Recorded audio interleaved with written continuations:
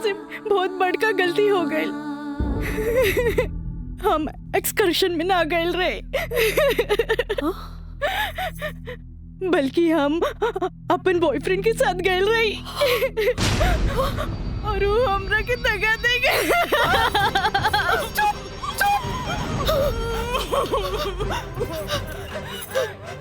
सच सच बता, सच सच बता, का भाई तू ठीक तो बाड़ी ना? तू ठीक तो बाड़ी ना? हम ठीक तो ना बानी माई। माई तू हमरा के एक वचन दे कि तू हमरा से दोबारा कुछ ना पूछबे। जो भाई बहुत गलत भाई, बाकी हम अपने आप के ठीक कर ले माई, अपने आप। काजल,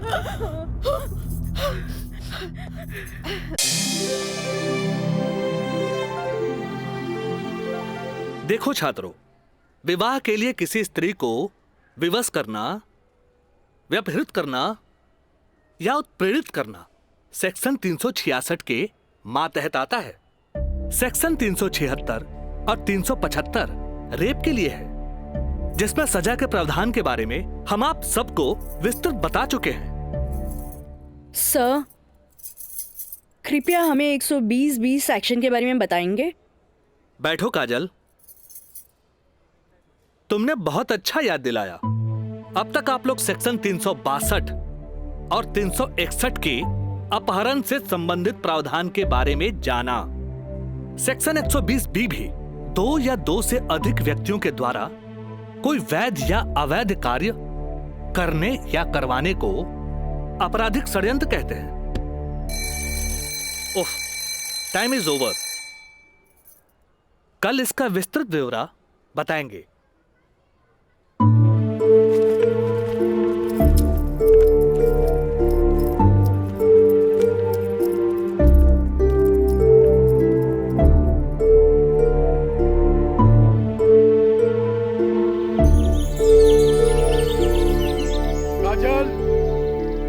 काजल, काजल, काजल। जी पापा।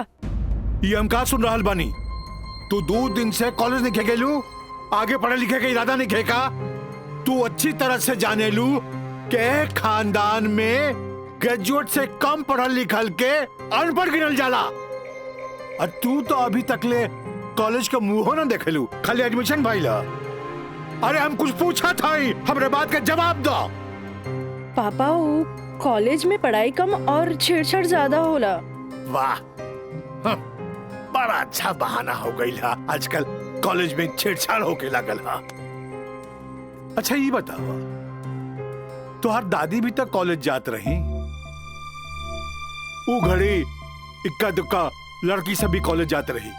और जब तुहार मतारी कॉलेज जाए लगली तो कुछ लड़की लोग जात रहे। वो घड़ी भी तो लड़कन सब छेड़खानी करत रहे। और आजकल तो कॉलेज में आधे आध लड़कियन सब हो गई, तो तोरा के छेड़खानी के बहाना हो गई। कान खोल के सुन ल काजल, हमरा घर में पढ़ाई लिखाई खातिर कोनो बहाना ना चली, बुझलू? काल से तू कॉलेज जाइबू तो कॉलेज जाइबू, समझ लू कि ना? का समझ लू? ठीक बा, ये कि काल से हम कॉलेज जाए। गुड, ठीक है।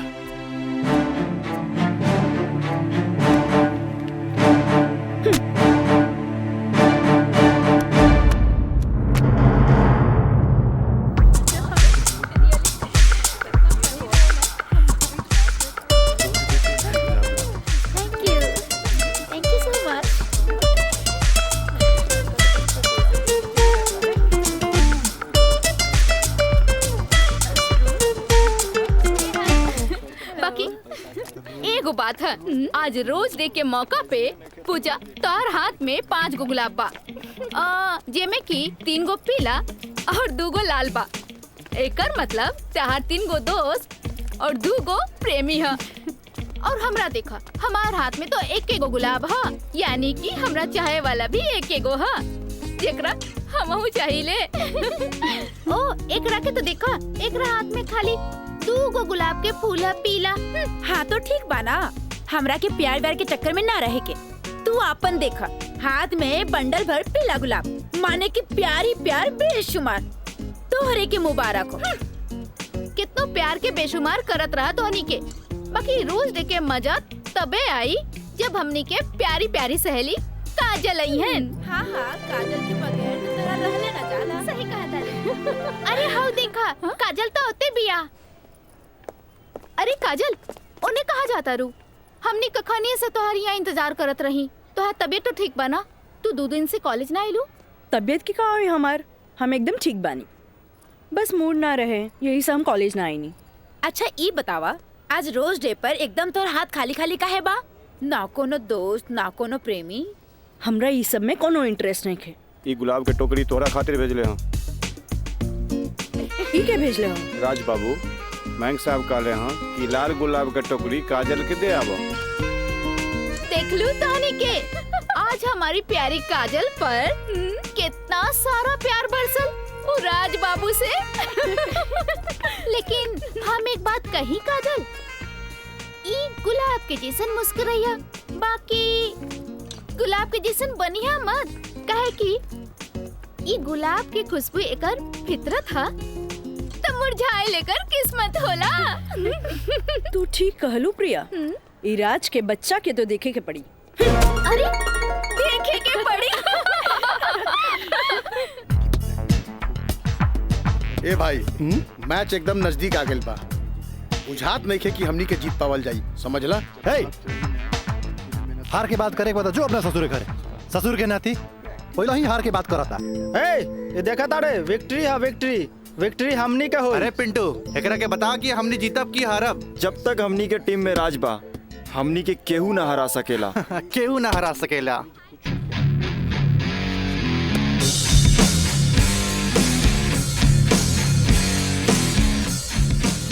मयंक, हाँ राज, जीत केकर होई? जीत तो हार हुई और क्या कर हुई? जीत सिर्फ फुटबॉल में ही ना, प्यार में भी हुई। यही से एक टुकड़ा गुलाब का फूल भिजवा दे रही। लेकिन यार गुलाब बहुत महंगा हो गया। अरे 500 रुपया हमारे पॉकेट से लग गई। समझ गई नहीं तोर नौटंकी। ई ले 1000। पीछे से आवत भी तोहर प्यार और हम चन्नी बाजार। हेलो काजल। हाय, एक सेकंड। चला लोगिन फैन, मैदाने में अब देखल जाई। हाँ हाँ, चला चला। राज, तोहरा हम कैसन लड़की दिखत बानी? शरीफ, अच्छी लड़की। गलत, तोहरा जैसन लड़का खातिर हम एक बहुत ही बदमाश लड़की बानी। अच्छा ई बतावा, टोकरी भर फूल भेजे के का मतलब रहे? मतलब ई की दोस्ती और ई प्यार के फूल ह, एकरा मुरझाए मत दिया। ए काजल, अपना दिल में हमेशा दोस्ती और ई प्यार ला जगह बनैले रहिए। ई जन्नत में बनेला, एक एक कबो बिखरे मत दिया। रिश्ता जन्नत में बनेला, बिखरे मत दिया। देखा राज, अब तक हम तोहार हर छेड़खानी के नजरअंदाज करत रही, लेकिन अब टोकरी भर गुलाब के फूल भेज के अपन अमेरिकी दोस्त जमावे लगला। तोहरा पता नहीं खे, हमार बाबूजी कोर्ट में पेशकार बाड़े और उनका वास्ता रात दिन गुंडा मवाली और पुलिस से होत रहेला। और ई भी जानला, वो गुस्सेल भी जरूरत से ज्यादा बाड़े। वो तो हम तारा के देखते बुझ गलनी है। वो थोड़ा सा हम तारा प्यार मोहब्बत का दिखा देनी, तू तो हमरा के गुंडा मवाली के लाइने में खड़ा कर देलू। देखा, हमरा ना चाहिए ऐसा प्यार व्यार, जेकरा खातिर हम अपन सहेली के बीच में मजाक बन जाई। बड़ा खिसियाइल बिया, पट्टे वाला तो नइखे बुझात, पर हमरा भी तो उहे के पटावे में मजा आवेला जो ना पटे वाला होखे। पेशकार साहब। अरे मिथिलेश, बैठा बेटा। Thank you. पेशकार साहब, हाईली फाइल अगला हफ्ता के हर केस के तारीख पूरा ब्यौरा के साथ तैयार कर देनी है। वाह वाह, एगो साइंस के स्टूडेंट होके तू सिविल कोर्ट ज्वाइन कैला, हमार फाइलो तैयार कर देला जी। मिथिलेश, जब से तू यहाँ पर ज्वाइन कैला, हमार कुल काम आसान हो गया। एगो बात कहीं सर, रउआ अखिलेश आ हम मिथिलेश, राउर काम के तो डंका बजिए रहल बा। अब हमरो तो कुछ सेवा करे दी। जानी ले, एमे हमरे फायदा बा। एगो क्लर्क होके हमरा फ्री में पेशकार के अनुभव मिल रहा बा। आज ही फाइल तैयार करे में तो तोहरा पूरा दिन लग गेल होई। चला कोनो बात ना, यहाँ से सीधे घर चले के आ खूब बढ़िया नाश्ता करेंगे। आवा। पेशकार साहब, ये हमरो कहे के रहे कि आज रउवे साथे घर चलब। अच्छा। असल में काजल के एग्जाम नजदीक बा। हाँ। से उनका खातिर कुछ नोट्स तैयार कर ले बानी, जे दे भी देव। अच्छा अच्छा अच्छा, तो यही से काजल के फोन आए रहे कि आज लिट्टी चोखा बनौले बानी। मिथिलेश बाबू के भी साथे ले ले आई है। ठीक बा, चला चली।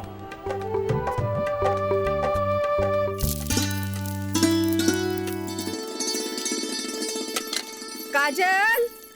हाँ माई, बेटा तनी है बैगनवा देख तो।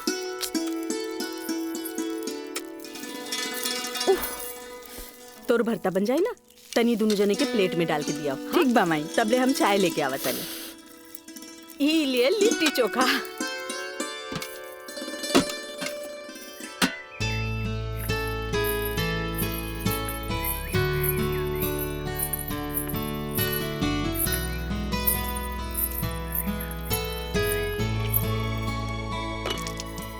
का काजल, कैसन बारू? हम ठीक बानी।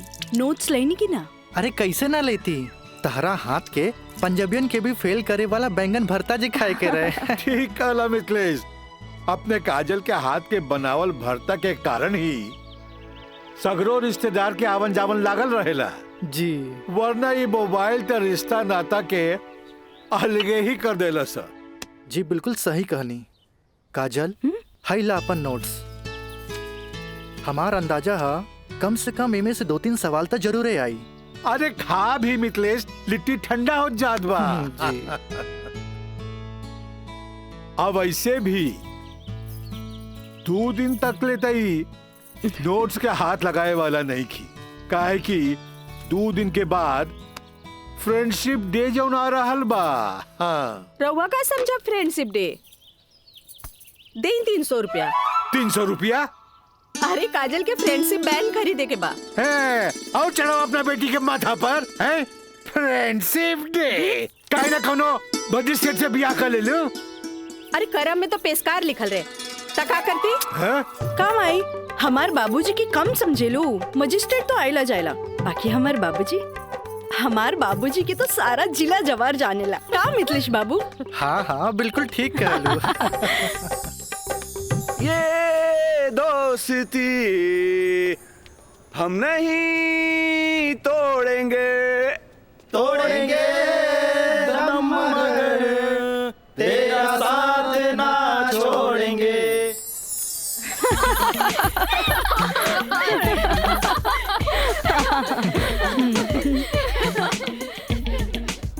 फूल बन के मुस्कुराना भी जिंदगी है, मुस्कुरा के गम भुलाना भी जिंदगी है। क्या बात है। तब मिल मिल के दोस्ती निभाना भी जिंदगी है। अच्छा, हमने के दोस्त तो बरले बानी, बाकी तू कैसन दोस्त की बात कर रहल बाड़ू? ई हमरा समझे में ना आइल। सपना, तू समझ लू का? ना, हमरा तो बिल्कुल ही समझ में ना आई। वही तो। ई का समझी, बाकी हमरा समझ आ गई। कहा तो बता दी। अरे बताओ बताओ। दोस्ती हर चेहरा के मीठ मुस्कान होखेला, दोस्ती ही सुख दुख के पहचान होखेला। वाह वाह वाह। अगर रूठ भी जाए कोई दोस्त त दिल पे ना लेवे के, काहे की दोस्ती त सुख दुख के पहचान होला। और हमार मानना बाकी अगर कोई सच्चा दोस्त रूठ जाए तो ओकरा के त मना लेवे के चाहिए। बिल्कुल सही। बाकी हम एक कर जरूरत ना समझी, काहे कि बुरा दोस्त कोयले के समान होकेला, गरम होके तो हाथ जला देवेला और ठंडा होके तो हाथ काला कर देवेला। बड़ा आए दोस्ती समझावे वाला। तू लोग सुना इनके प्रवचन, हम जाते अरे तनी रुका तो।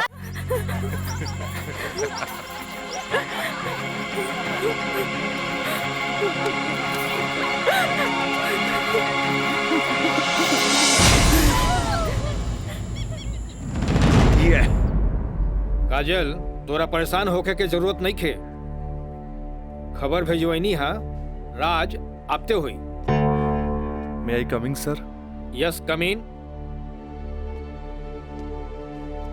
का बात बस सर आप हमके बोले नहीं हो? हाँ, ई का सुनतानी हम हो, तोरा जैसे स्टूडेंट के वजह से ही कॉलेज के बदनामी हो जाला।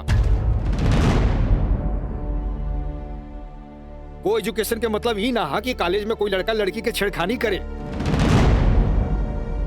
लेकिन सर हम कुछ ना सुनने के चाहता नहीं। अब कोई ना कोई स्ट्रिक्ट डिसीजन हमरा लेवे के पड़ी।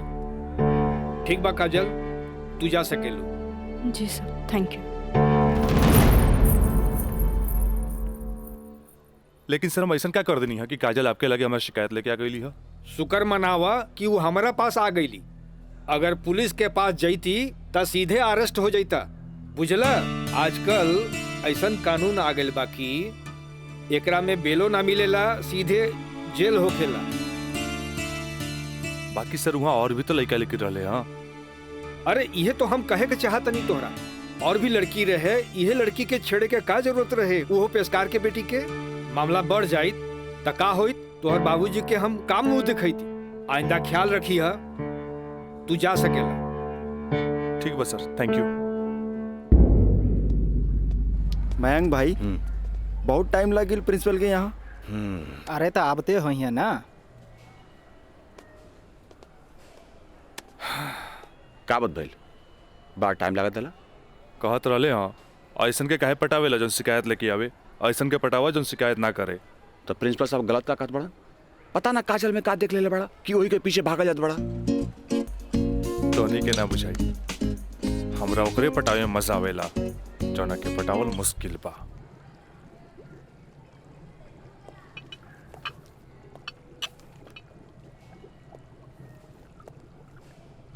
क्या हो रहा है? जी सर। ए पिंकी, हाँ रिटन एग्जाम तो बढ़िया गए, बाकी लागत कि प्रैक्टिकल तो हमरा ले डूबी।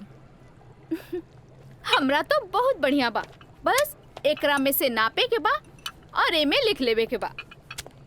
अच्छा बतावा का करी, इसमें का डाली? एकरा में ई एसिड डाला। ये? हाँ। पक्का? हाँ।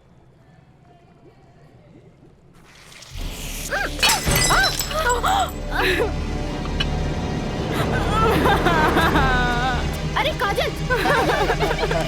काजल, where are you going? What happened?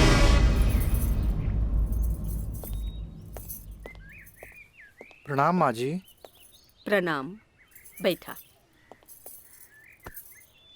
अकेले पेशकार साहब कहाँ रह गइलन? उहे बतावे के बा जे आज उनका कचहरी में देर होखी। अच्छा अच्छा। काजल के आज प्रैक्टिकल के आखिरी एग्जाम रहे, से पूछे के बा कि एग्जाम कैसन गईल। अब देखा बहले तो ऐली ना, कैसन जाए का जाए कुछ समझ में नहीं ख्यावत। अभी औते हुई ई देखा। अरे का? अरे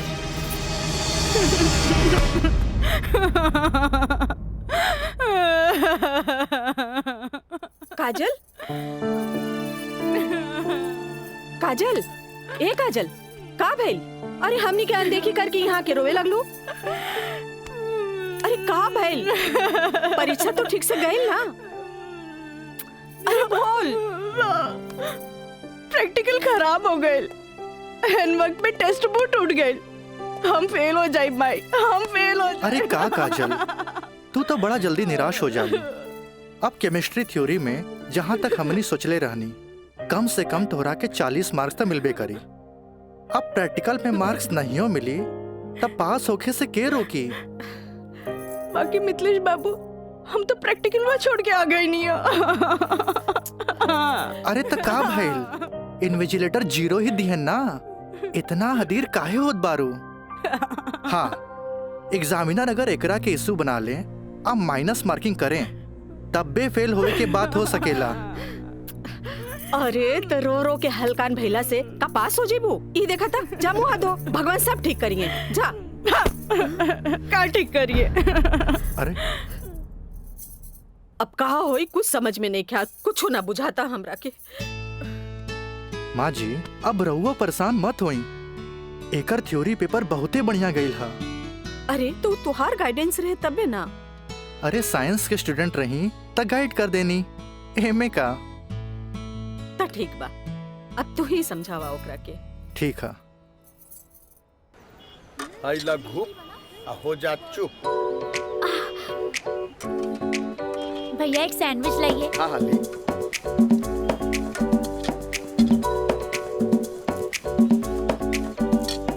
मुझे भी तो दो। ओ तीखा बा। भैया जल्दी से दो ना। मुझे भी। लेकिन छोला थोड़ा ठंडा हो गया है ना? अच्छा बा, ठीक बा। भैया रायदा अब हमरा के चाहिए बस। अरे खाना यार। कहे अभी से एग्जाम में फेल हो गए का? हाँ कहे चिंता में बड़ू हो? हाँ चिंता ना रही का थोड़ा नहीं के। Excuse me girls. काजल, तू तो बुझाता कि अभी लेख हमरा से नाराज बाड़ू। अरे नाराज तो हम हो रही तारा से, पर हमरा हमार दादाजी के सिखावल एगो बात याद आ गई। कोई भले ही बोए तोहरा ला काटा, तू बोए ओकरा ला फूल। देखा काजल, तू तो प्रिंसिपल साहब से जाके हमार शिकायत कर देलू, पर हमरा हमार दादाजी के सिखावल उ बात याद आ गई। भाई तो उनकर पोते नू, हम जकरा चाही लेनू ओकर पूरा ख्याल रखी ले, है ना? देखा है ने, और ये बात के पता तोरा बड़ा जल्दी लग जाई, बुझाइल? गर्ल्स, आप लोग के रिजल्ट आ चुकल बा। अच्छा। और ये क्लासरूम में आप लोग का रिपोर्ट कार्ड बांट रहल बा। जाई जल्दी चला। अरे जल्दी चला। ए काजल, कांग्रेचुलेशन, आपके केमिस्ट्री के प्रैक्टिकल में 20 में 20 मार्क्स मिलल है। Mister Raj, for your kind information, हम केमिस्ट्री प्रैक्टिकल एग्जाम ही छोड़ देनी है। ऐसे अपन कांग्रेचुलेशन अपने पास रखी। हाँ। Roll number 31। यस सर।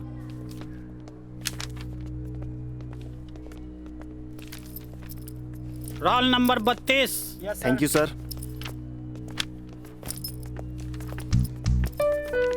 Roll number 33। यस सर।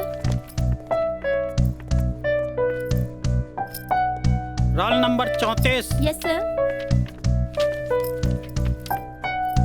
Roll number 35।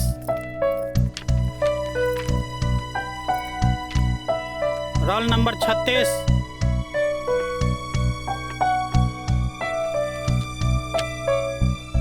सैंतीस। Roll number 38।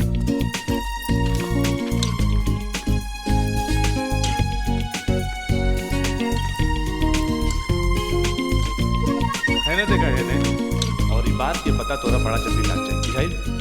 ए पिंकी पूजा, हाँ का ई देखना, हमरा के सच में केमिस्ट्री प्रैक्टिकल में 20 में से 20 मिलल। ये जरूर राज के कारनामा है।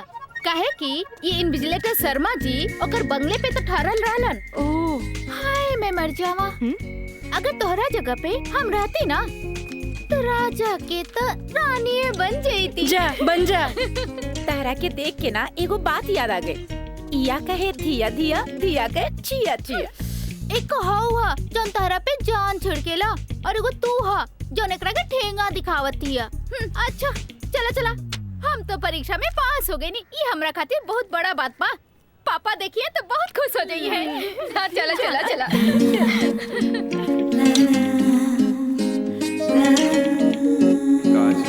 दादाजी के सिखावल एगो बात याद आ गई। कोई भले ही बोए तोहरा ला काटा, तू बोए ओकरा ला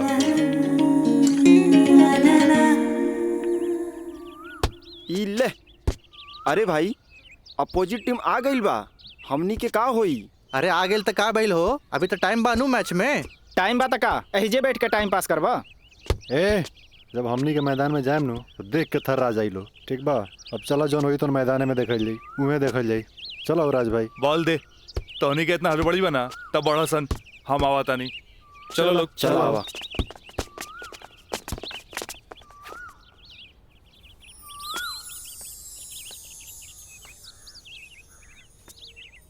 सुनो,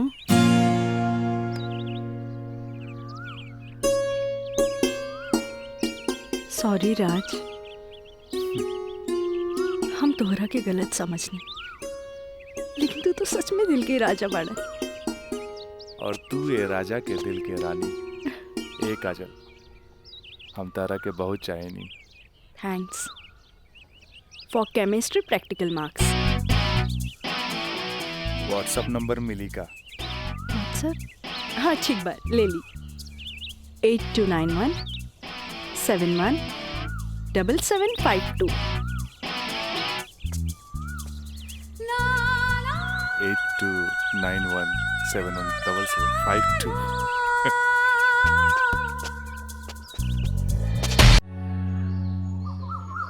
अच्छा ये बताओ यार कि तो हम लोग का प्यार मतलब हाँ प्यार कब से चला था? काजल बताओ ना। बाय। काजल, हम दोनों एक दूसरा से प्यार करेले, फिर भी तू हमरा से दूरी बना के काहे रहेलू? राज, हम कोनो ऐसन वैसन लड़की ना है। जब तक शादी ना होखे तब तक हमने की दूरी बनौले रखे के चाहिए। गुड, तहारी ये आदा हमरा के निक लागेला। हेने सुना? हाँ?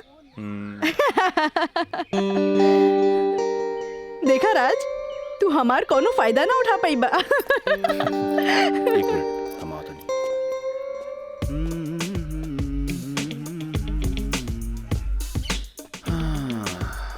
राज यार एगो बात बताई। काजल अब यार हमरा के भी अच्छा लगेगा यार। हम एगो बात बताई। तू हंसुआ के बिया में खुरपी नियन गीत मत गो। वो तो और भाभी लागी। का लागी? भाभी। चल।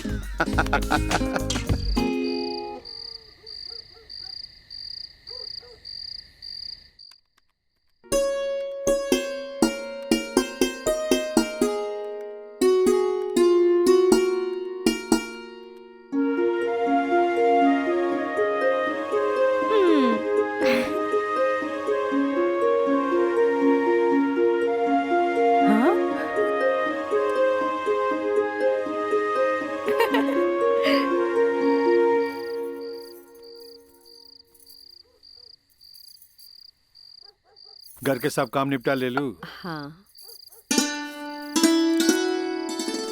ब्लड प्रेशर के ई लोसर एज खात खात रउआ के सालन बीत गए। अरे एक बेर डॉक्टर से पूछ लेती कहीं गोलियां तो ना चेंज करे के बा। एकर साइड इफेक्ट भी होला। एक बेर हमार बाबूजी के पैर ऐसे ही सूज गए रहे, जब गोली चेंज भइल तो एकदम ही ठीक हो गइल। तू हमार कितना ख्याल रखेलू। अच्छा ये बतावा, तू अपन थायराइड के गोली खा लू कि ना? अरे कहाँ खाइला, 3 दिन से तो वो खत्म हो गइल बा। का गोली खत्म हो गई? तू हमरा का बतैलू ना कि गोली खत्म हो गई। अरे तू मरबू, तू एक दिन जरूर मरबू। फिर हमरा से ये ना कहिया कि हमार ख्याल ना रख ले। अरे जब मरिए जाए तो कहा बोला। तब तू का चाहेलू? हम जिए थे जी मर जाएं? हैं? दहाइला, आज के बाद हम हो दवाई ना खाई। और पारा चढ़ गई। हाँ? तलवा के लहर माथा पर चढ़ गई। अरे तलवा के लहर माथा पर ना चढ़ी तो क्या हुई? तू दवाई ना खाइबू तब बिस्तर पकड़बू। फिर घर के चूल्हा चौका घर बाहर के देखी? अरे हमरा तो कचहरी के काम से फुर्सते ना मिलेला। फिर बैठ के तुम्हारी सेवा के करी? अरे के करे कहा था सेवा? मत करब, मरे दे, मत ले बापन कचहरी से छुट्टी। तू तो यही चाहता रू कि समाज हमरा के रनवा बन के फिरत देखत रहे। हे भगवान माफ करी हमरा के। अरे तू हमरा के माफ करा। जाई। अब हमरा कोनो जुगाड़ करे के पड़ी। काजल। हाँ काजलवे के माथा चाटी। काजल, काजल जी का करत तारू? पढ़ाई करत रही, वो इंटरनेट से कुछ नोट्स लेत रही। ठीक है काजल, तो क्या हमार क्रिया आज से तो हाथ ड्यूटी है कि तू अपना माई के रोज भोरे भोरे थायराइड के गोली देबू। अरे वो तक खुद मरी है और हमने सबके भी मार दी है। कॉलेज जायलू ना? जी बाबूजी, लाइब्रेरी में पढ़ाई खातिर कल संडे है, फिर भी हम जाए। ठीक ना बाबूजी? Good, very good. ऐसा ही पढ़ेगा चाहिए, तब तरक्की करबू।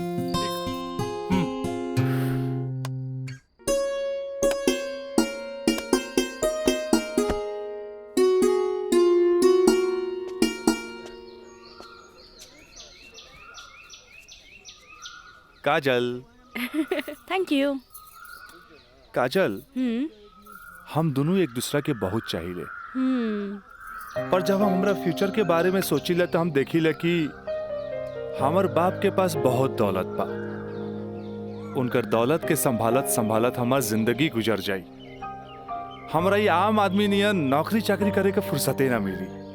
अब बस तू हमरा जिंदगी में हमार जीवन साथी बन के आ जा तो हमार जिंदगी एकदम मजे में गुजर जाई। ए काजल, तू काहे ना अपना बाबूजी से हमरा बारे में बात करेलू? बाबूजी से? ना बाबा ना, हम ना बोल सकेनी। हमार बाबूजी बहुत गुस्सेल बाड़न। वाह भाई वाह, इकलौता बेटी भैला के बाद भी तू अपना बाबूजी से बात न करबू काहे कि बहुत गुस्सेल बाड़े। और इकलौता बेटा भैला के बाद भी हम अपना बाबूजी से बात ना करब काहे कि बहुत पैसा वाला बाड़े। ऐसन में तो हमनी के सपना धरल के धरल रह जाई। काजल, काहे ना हमनी के भाग के शादी कर ले जाओ? बिना बतैले भाग के शादी कैसे कर सकेनी? हाँ काजल, हफ्ता भर के तो बात रही, हमनी के भाग के कहीं भी शादी कर लेल जाए और ओकरा बाद अपना अपना बाबूजी के बता देहल जाई।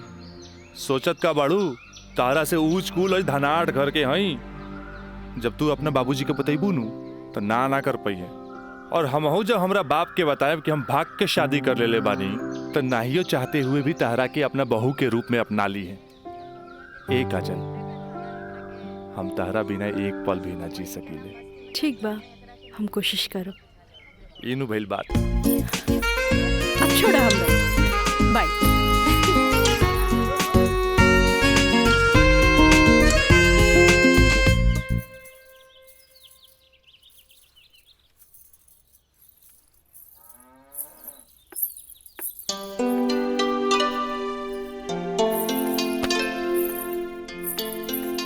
काम आई तोहरा से आराम नहीं के होत का? जब देखा काम का सिर्फ काम ही करबू। हमारा आराम के छोड़, ई बता हमरा से तोरा के का काम पड़ गई जे हमारा आराम के सोचे लगली? काम आई, हम तो हमेशा सोचनी ना माई। कॉलेज से एक हफ्ता एक्सकर्शन खातिर हमनी के हजारीबाग जाए के बा। हम डैडी से ये बात नहीं के बोल सकत, परमिशन दिला दे ना माई प्लीज। हमरा के मजौवा के समझ ले ली का? हाँ, अरे हमहू ग्रेजुएट बानी। ई होली में तोरा के कौन कॉलेज लेके जाता? वो होली तो मार्च में पड़ी, अभी तो फरवरी चल रहा बा। एक के हफ्ता की तो बात बा माई, प्लीज माई प्लीज। अच्छा, तोर बाबूजी आज ऑफिस नहीं खे गइलन, मिथिलेश के संगे बैठल बाड़े। कौनो शादी में जाए के बा, चल कोशिश करत आनी। थैंक यू माई। मिथिलेश, ऊ कहल जाला ना कि हाकिम के अगाड़ी या घोड़ा के पिछाड़ी ना रहे के चाहिए हैं? मजिस्ट्रेट साहब के इकलौती बेटी के बियाह, यही से हम खुद चलता नहीं तो हम न्योता तोहरे हाथे भिजवा देती। अरे रउआ चलती तो उनको भी खुशी होत। हाँ, ए जी। लेकिन हाँ? ई का कहतिया? का कहतिया? अरे कॉलेज टूर पे एक हफ्ता खातिर हजारीबाग जाए चाहतिया। ये एजुकेशनल टूर आके पिकनिक? एजुकेशनल टूर बोली ना। ये तो निम्मन बात हो सर। स्टूडेंट्स के बाहरी दुनिया देखल उतने जरूरी है जितना विषय के ज्ञान। ठीक है, एजुकेशनल टूर था मैं अलाउ करता नहीं, बाकी नो मटर गस्ते ओनली पढ़ाई। जी पापा। ये बतावा ये सब में कितना खर्चा आई? 2-3 हजार पापा। तू हमारे से 5,000 ले ला, ठीक है? थैंक यू पापा। चलो तू हमरा के दिखावा कि वो न्योता के कागज तैयारी कर ले बाड़ू। चलो मिथिलेश, हम आवत हैं, बैठो। जी सर जी। Thank you so much Mithilesh बाबू, अगर रउआ ना बोलती तो ये हरगिज ना मानतन। अरे वो तो हम तुहार मुंह देख के साथ दे देनी। जा मजा करा। कैसन लागल? वाह, सो ब्यूटीफुल। ये कहाँ लेके आ गई ला? पहले चला था तब ना पता लगी। उतरा। अरे स्टैंडवा कहाँ चल गई?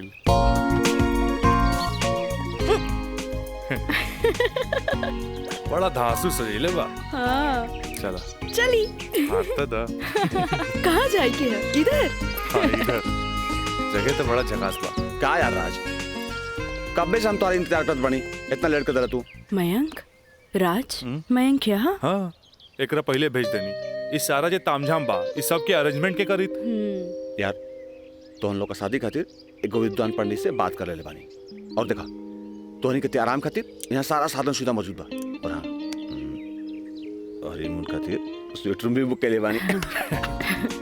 और देखो अब हम निकलता नहीं कहे कि हमारा के मंदिर जाए के बा और मंदिर जाके पूरा शादी का सामग्री लेके आए के बा। बाप रे, इतना सब तैयारी।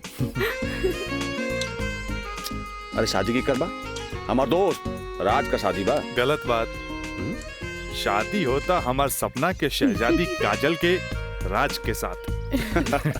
अच्छा देखा यार, जो तो पैसा दिला सब पैसा खत्म हो गए कुल ताम झाम में। ऐसा करा कि तू 25,000 रुपया और दे दा, काहे कि बहुत सारा काम बाकी बा अभी। पैसा के कौन बात भाई, ई ले। अगर बाबूजी अगर ये शादी करते नु तो लाख के खर्चा लाखों में चल जाई। दोस्त महिम रिश्तेदार पूरा शहर के बुलाईते। और वैसे भी तो बाबूजी जब रिसेप्शन पार्टी दी है तो जाई खर्चा बढ़ी। अच्छा हम निकल रहे हैं, बहुत सारा काम बाकी बा। ठीक बा, तू लोग आराम कर। चलो बाय बाय। तो काजल अब तक गला लगईबू नु यहाँ तो यहाँ के जाना था हमनी के। ओ Raj, I love you. I love you too. जुबान निकालिए, बंद कीजिए। ठीक है।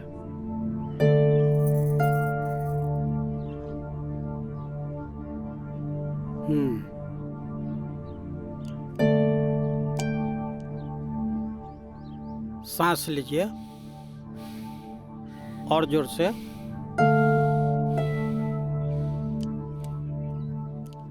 घबराए के कोई बात नहीं है। ऊपर के बीपी थोड़ा बढ़ गई है। अच्छा। से लागता कि काम के प्रेशर ज्यादा बा। जी नया मजिस्ट्रेट आइले हाँ से कुछ ज्यादा ही फाइल इनके हवाले कर देले हाँ। ठीक है, ठीक हो जाई। अभी आंख लगल बा, सोए दिन का के। और हाँ, पानी पियावल करी, काहे कि पानी पियला से पेशाब यानी यूरिन पास हुई तो रिलैक्स हुई है। जी जी बाकी दवा वही चली। जी डॉक्टर साहब। जी डॉक्टर साहब, हाईली अपन फीस ई का करतानी, जे आदमी पेशकारी में हमरा से कहियो फीस ना ले ले, उनका से हम फीस ली रह दी। डॉक्टर साहब। Thank you, thank you. प्रणाम डॉक्टर साहब।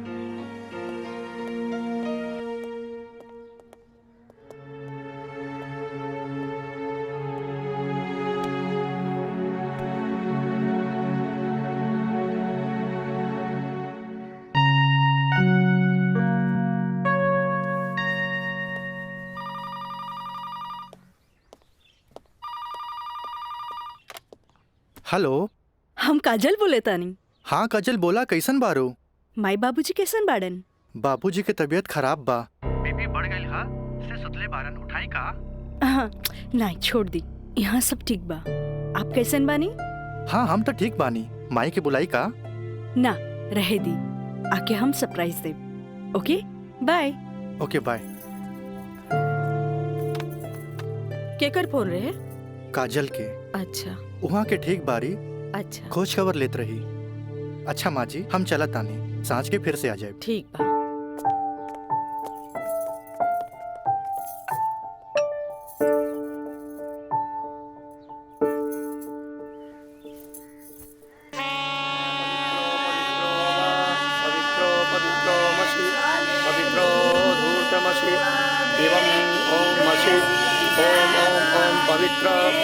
पवित्राः केशवाय माधवाय सर्वेश्वराय अपितु स्वाहा तत्पुरुषाय स्वाहा। ओम नमः स्वदन्ताय सहस्राक्षाय सहस्रपदे पूर्वशे पवित्रमशे सर्वभूतमशे चन्द्रमशे वामाय ओम ओम ओम ओम बुधाय ओम पवित्रो पवित्राय नमः सावित्रे नमः पवित्रे नमः तत्पुरुषाय सर्वेश्वराय नमो नमः ऊर्ध्वमशे पवित्रमशे सर्वमशे पवित्रं तत्पुरुषाय ओम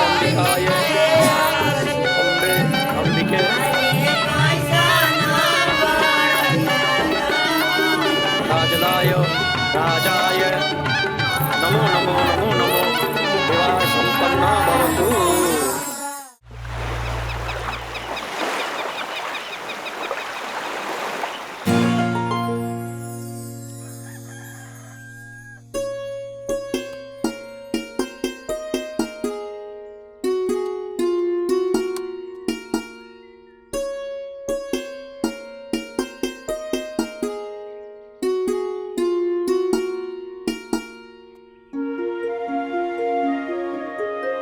काजल, काजल,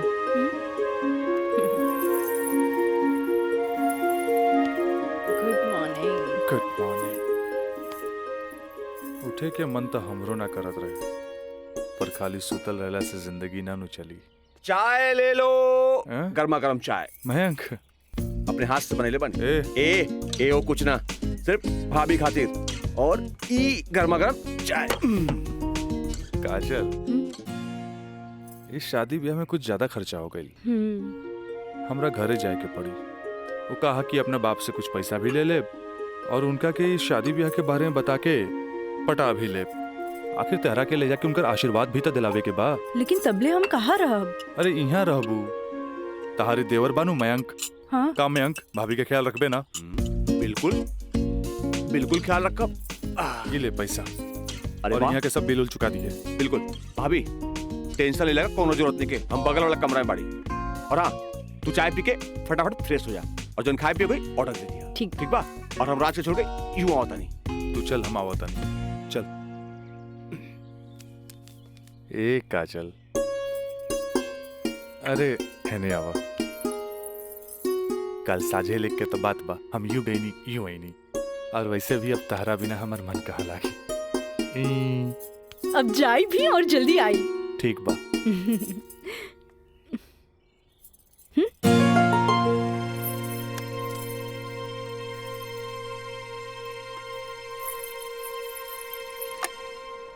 हेलो, हाँ। अरे देख रही हो कि मैं ऑफिस में हूँ, कितना काम पड़ा है, कितनी फाइलें पड़ी हैं, और तुम हो कि ये ले आइएगा वो ले आइएगा। हद कर दिया तुमने यार। मैं कम इन सर? कम इन। अखिलेश बाबू कैसन बाड़न? जी बीपी तो कंट्रोल में हा, बुखार के वजह से थोड़ा कमजोरी आ गई हा, यही से शुक्रवार तक की छुट्टी के अर्जी दे ले हा। कोनो बात नहीं के, दिन रात काम करे वाला आदमी के अरे थोड़ा बहुत आराम तो चाहिए ना। जी। कह दिया ऑफिस के चिंता न करे जी। जब वो ठीक हो जावे तबे ऑफिस आवे। ला एकरा के फाइल में लगवा दे। थैंक यू सर।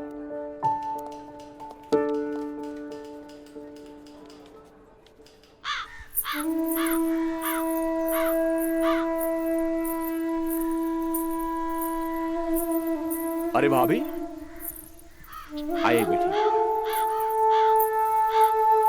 भाभी, क्या बात बा? बड़ा परेशान लागत बानी। हम राज के फोन लगा लगा के थक गए नहीं। कभी डेड टोन मिले था तो कभी आउट ऑफ कवरेज एरिया। तोरा पास उनकर कोनो लैंडलाइन नंबर बा? ना भाभी, और हम उनका दूर नंबर फोन लगा के थक के हार के बैठ गई।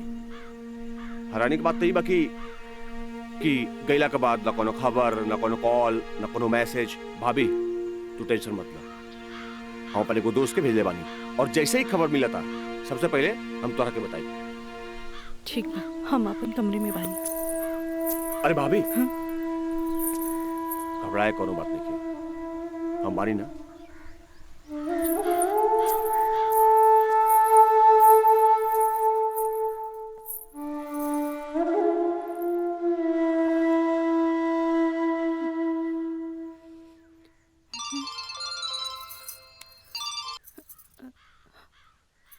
काजल, ट्रिप कैसन जा रहल बा? ट्रिप ठीक बा। का बात बा? तोहार आवाज में खनक नहीं खे? नहीं, ऐसा कोनो बात नहीं खे। हमार मतलब सब ठीक बा।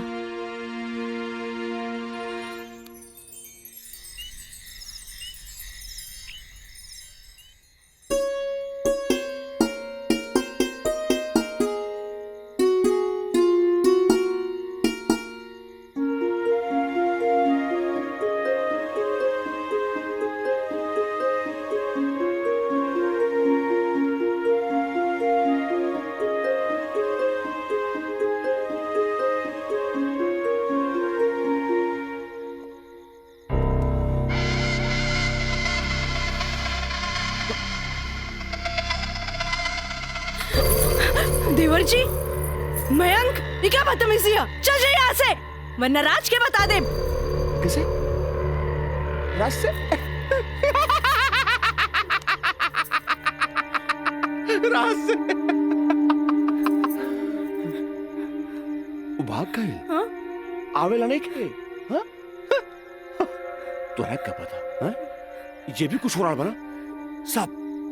सब ओकरे प्लान के तहत हो रहा बा। वो तो तोरा के भोग के और भौरा जैसन चूस के भाग गए। काजल, पता बा, जब तो के पहला बार देखली तू पहली नजर में हमके पसंद आ गई। हम तो के दिल से चाहे लग रही। काजल, आज दिल से चाहे लग रही। तुझे कहा तारा कौन सच बा? सच ना, 16 आना सच बा। ये बात हम तुझसे बहुत पहले बता देती, लेकिन क्या करी, ये मेरी और मेरी हमार मुंह बन के तरस। देखा, तू गरीब, हम गरीब, हम तो क्या अपने काजल? हाँ, हमसे ब्याह कर ला, हम तो क्या बने?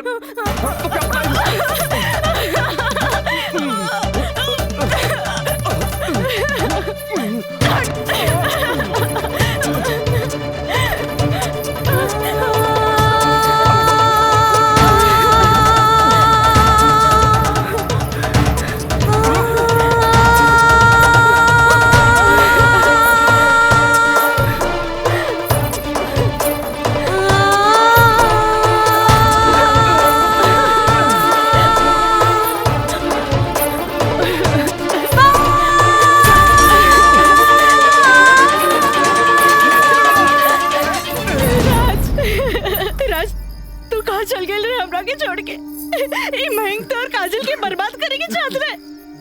तू बोलत काहे नहीं कि राज बोली ना।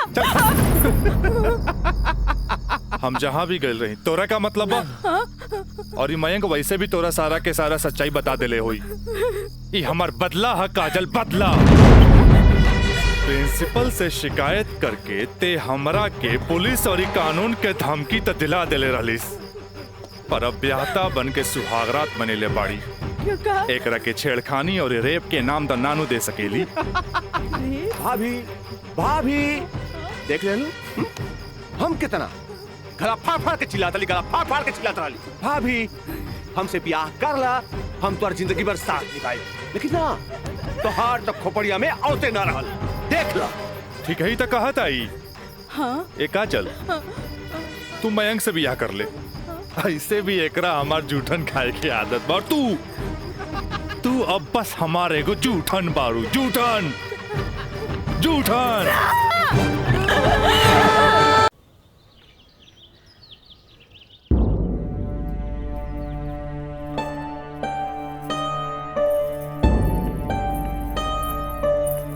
काजल,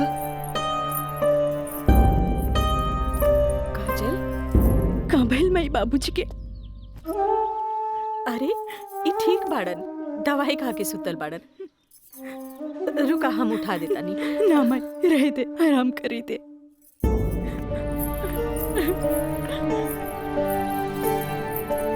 काजल, का भइल सर? सर का भइल?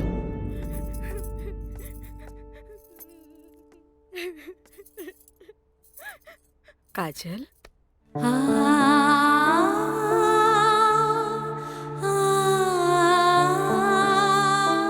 अरे इतना रोवे की कोनो जरूरत नहीं है मेरी। तोर बाबूजी ठीक बाड़न। अरे वो तो बुखार के कारण ब्लड प्रेशर बढ़ गई रहे। इतना परेशान मत हो, इतना परेशान मत हो माई।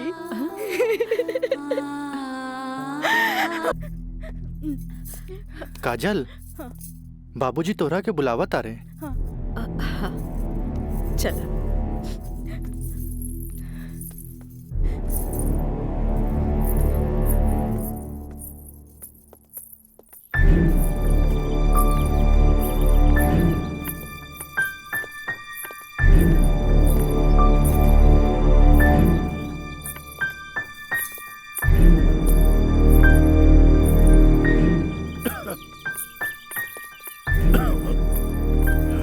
प्रणाम बाबूजी।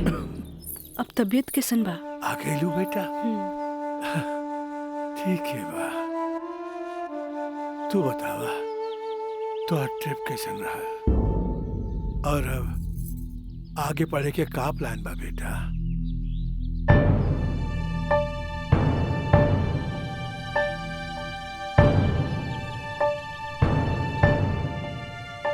बतैलू ना बेटा? पापा, हम वो साइंस ना पढ़ के लॉ पढ़े के चाहता नहीं। तो ओकरा में का बात है बेटा? विषय कोनो खराब ना होखेला, पर जरूरत है तो ओकरा में अच्छा करे के। अगर तू लॉ ज्वाइन करे के चाहता रहो तो लॉ ज्वाइन कर ला।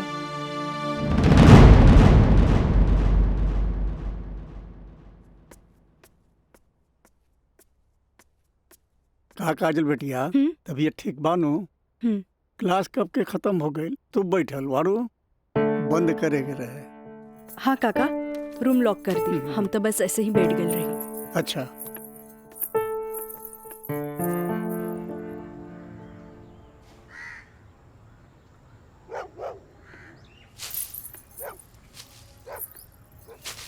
काका,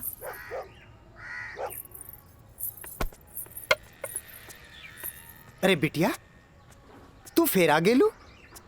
अरे हम कई साल से देख रहल बानी कि हर 3-4 महीना पर तू आ जालू। पर बिटिया, राजा तोहरा से नइखे मिले चाहता।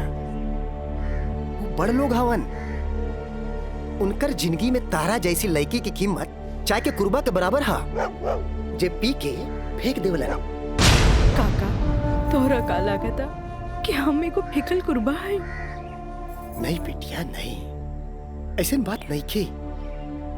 जे हम देखिला से बताइनी बिटिया, हम उनकर घर के नमक खैले बानी।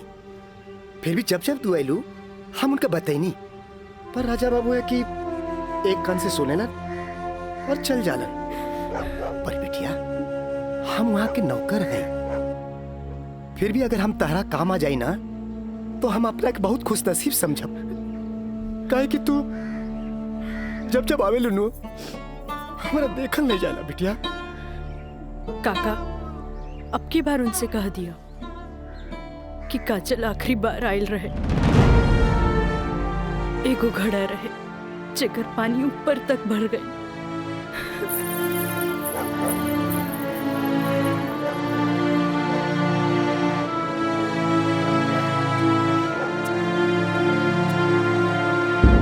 मैडम जी, ये कुछ बिल है। कारपेंटर बिल है, ये टेलीफोन बिल है और ये लाइट बिल है और कुछ वगैरह वगैरह काफी बिल है, आप देख लीजिए। माँ, ये मैनेजर साहब तारा के महीना भर के बिल और खर्चा के हिसाब दे देले। अब तू उठबू, उठ के जईबू, अलमीरा खोलबू, चेक निकलबू, फेन आके बैठबू, तब साइन करबू। हमरा माई के कितना काम करे के पड़ी। यही ला हम सोचने की काहे ना चेकबुक वाले के हम ही आ जाई। नीमन कैला।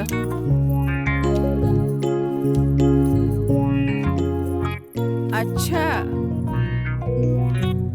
तो तू एम्मा अपन 50,000 का चेक पहले से भर ले बाड़ा। तभी तो हम समझे कि माई के इतना मस्का काहे के। माई, अब तू ही बताओ कि इतना अमीर बाप के लड़का हई तो दोस्त महीन के टाइम टू टाइम पे पार्टी तो देहे क्यों पड़ी? ना देव तो हमरा बाप के ना कट जाए की ना। का मैंने सब? बिल्कुल राजा बाबू। जी। ले अपन बाप का ना कोच कर। इनू भाई हमरा दुनिया के सबसे बेस्ट माई वाला बात। Love you Mai. मैनेजर साहब। जी मैडम। इस सब रसीद आप एक साथ पूरा बिल कह के हमरा के दें। हम एक गो चेक काट देते हैं। जी मैडम। ठीक है? जी मैडम।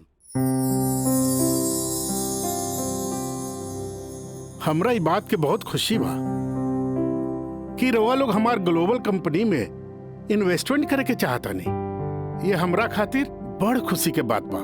बाकी हमरा भी कुछ देखे के चाहिए ना कि हम दिन दुगना रात चौगुना करके रवा लोग के पैसा लौटा दे। ताकि मार्केट में हमार साख बनल रहे। Of course. Excuse me gentleman, बाबूजी। हाँ, आप हमरा से वादा कैले रहनी कि आप हमरा नया कार किन के देब। अब हम खटारा हम ना चलाएं, बुझाइल नु? I want new car, okay? Yes, Raja is right. I am witness. Okay, I will buy car for you. Thank you sir. हम चलता नहीं बाबूजी। तो ठीक बा, रउए कार खरीदा दी, बाकी राउर कार की खर्चा कंपनी के इन्वेस्टमेंट पे दिखावल जाई। Okay, thanks. जेपी साहब, आपका बेटा तो हीरो लगता है। आखिर बेटा के करा हमरे नु, अरे यही तो उम्र में ऐश करे के।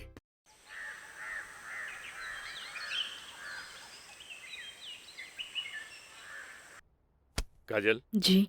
तारा के देख के हमें 4 साल पहले के काजल याद आवतिया। याद है तारा के? मिथिलेश के साथ डरत डरत तू हमरे चेम्बर में आ ललो, लॉ कॉलेज में एडमिशन खातिर हैं? ई कानून के पढ़ाई कैसे एगो लड़की के बहादुर और समझदार बना देवेला।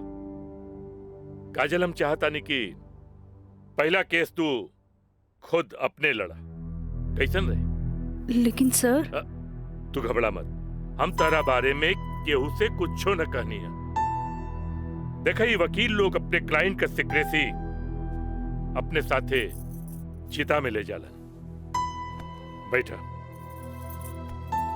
हाँ, तो केस ये है कि मुवक्किल एक गरीब लड़की है जेकरा के शादी का झांसा दे के पहले भोगल गए और बाद में जूठन की तरफ फेंक दी। वो दहेज के केस न कर सकत रहे काहे कि वो गरीब रहे। वो रेप के केस न कर सकत रहे काहे कि वो अपने घर वाले के मुंह पर कालिक न पोते के चाहते। वो प्रताड़ना का केस भी न कर सकत रहे काहे कि वो घर में कब्बो रहली नहीं। अब वही मुवक्किल का केस तो के लड़के, अब वही गरीब लड़की का केस एक पढ़ा लिखल समझदार वकील के लड़के। काजल, हमरे नजर में तू एक मर्द लड़की बाड़ू। हमें फख्र बा कि तू हमारे असिस्टेंट बाड़ू। आई एम प्राउड ऑफ यू बेटा। जी सर, थैंक यू।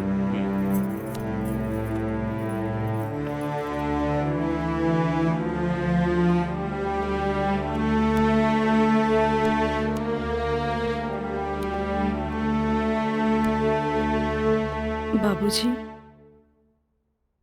लड़की हर मोड़ पे डरत रहेली। अकेले होके तो सुनसान से डर, भीड़ में होके तो लोगन के डर, जब हवा उड़े तो दुपट्टा उड़े के डर, केहू घुरे तो ओकरा आग के डर, बचपन में माई बाप के डर, बड़ होके तो भाई से डर। सिर्फ डरत रहेली, तब तक डरत रहेली जब तक ओकरा जीवन साथी न मिल जाए। और हमार जीवन साथी तो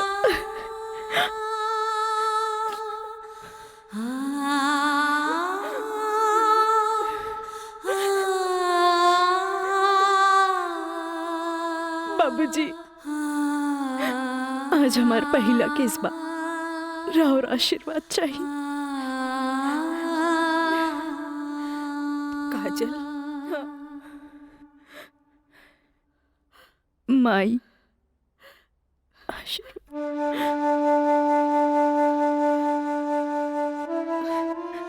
तोरा के वचन तो हम दे चुकल बानी, कुछ ना पूछेंगे।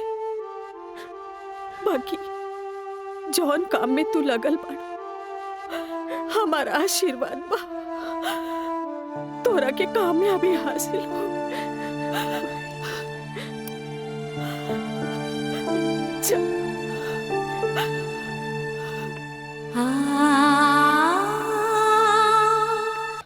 का है वो तुहार दोस्त राजा, वो ना करेगा तोरी मदद। भाई, अब हमारा के केहू को मदद की जरूरत नहीं है। खुद नौकरी करे के बा, कमाए के बा, कुछ बने के बा। यही तो हम कहा था नहीं, उम्र हो चलल, नौकरी ना करबे तो कौन बाप अपन छोकरी तोरा से ब्याही। हमरा का, हमार जिंदगी के का, आज है कल ना रहे। फिर बहुत हो गया भाई, चल पैसा दे। दे पैसा।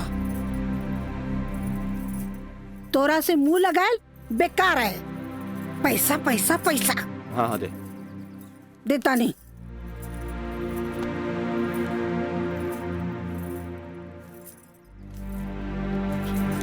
कितना? हम गिन ले ली। दे 500 और दे। ना नहीं 500 और दे। का है 3,500 चाहिए। देनी ना। चल आप ठीक काहे मांगता रे? चल। जा पैसा चाहिए।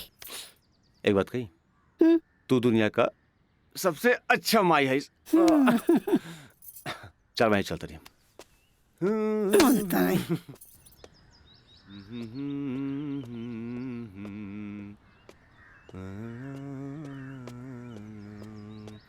मयंक, काजल, तू इतना दिन बाद यहाँ? हमरा तोरा से कुछ बात करे के बा।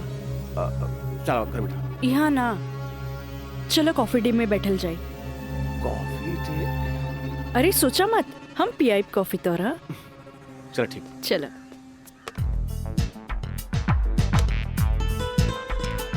इला। Thank you. पिया ना।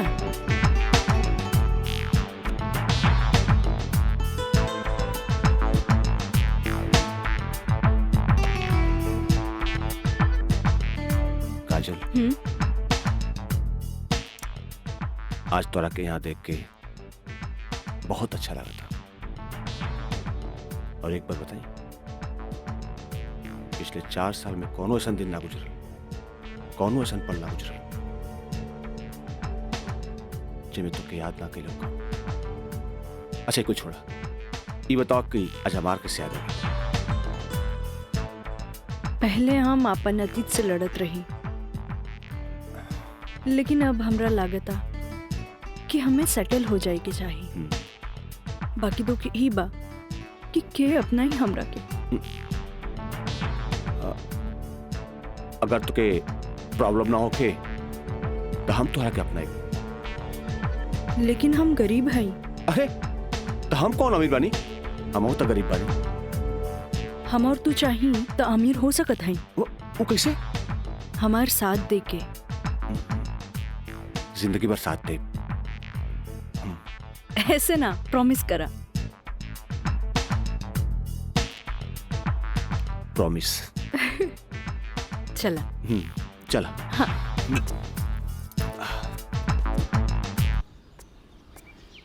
मितलेश जी, कोनो देर तो ना भइल? अरे ना बाबा, पहले ई बतावा भइल का? मयंक से साथ देवे की वादा ले लेनी है। अब तू अपन मिशन में कामयाब जरूर हो जाएगी। आगे देखी, लेट्स गो। सुनी, एगो बात कही, सब कुछ जलना के बाद भी आप हमें हेल्प करत हैं, ऐसे हम कबो ना भूल सके। पहले तो ना, पर अब सोचे लगनी है कि जिंदगी के हर लम्हा में आपके जरूरत पड़ी। चल आप चली, तोरा घरे छोड़ दी।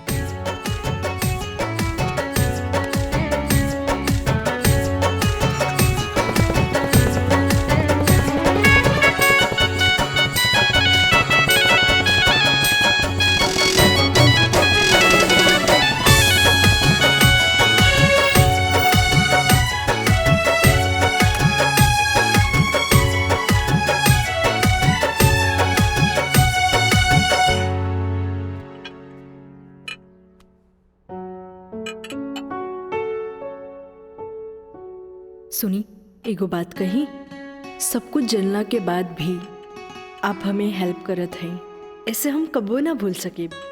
पहले तो ना, पर अब सोचे लगनी है कि जिंदगी के हर लम्हा में आपके जरूरत पड़ी। खाना लगा दी?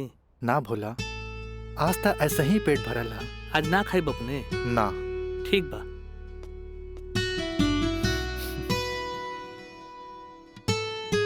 मैं पंडित देवी दत्त शर्मा।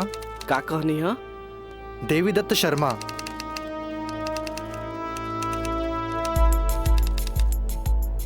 सत्रह मई के भाईल। अच्छा भैया तनी जल्दी करी, देर होता। ली।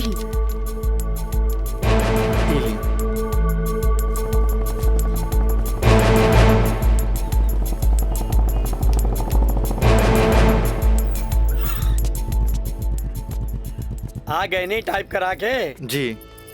लाइन लाइन दस्तखत हम कर दी। एली।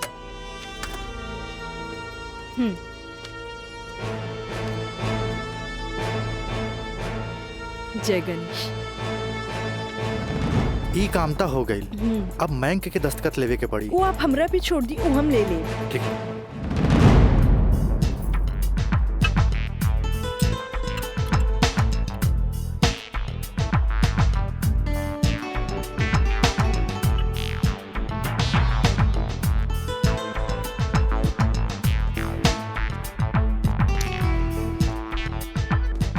हेलो।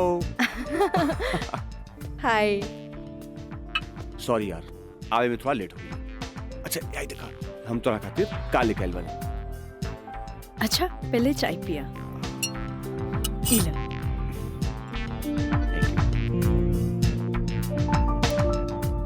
अंगूठी सोना के? हाँ। वो है इतना हल्का? मन तो रहे कि हीरा के लेके आई थी, लेकिन का करी, पैसा का तंगी। अच्छा ई बतावा, खुशहाल जिंदगी जिए खातिर तोहरा कितना पैसा चाहिए?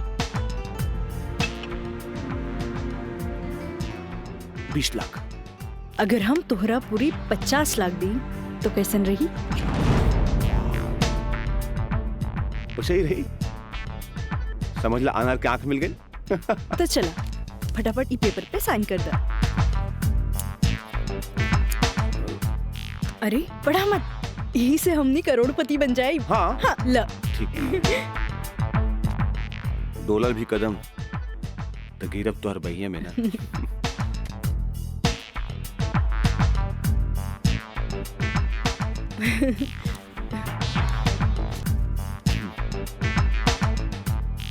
आज से हमनी का नया जिंदगी का शुरुआत। रोमांटिक रोमांटिक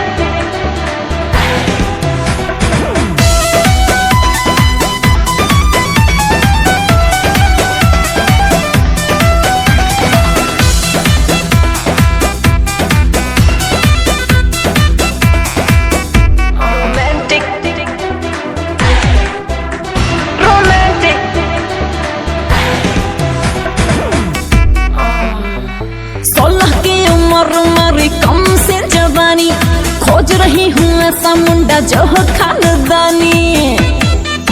हाँ 16 की उम्र मेरी कम से जवानी, खोज रही हूँ ऐसा मुंडा जो हो खानदानी। इंग्लिश नहीं चलेगा, ना चलेगा हॉटी, तो कैसा चलेगा?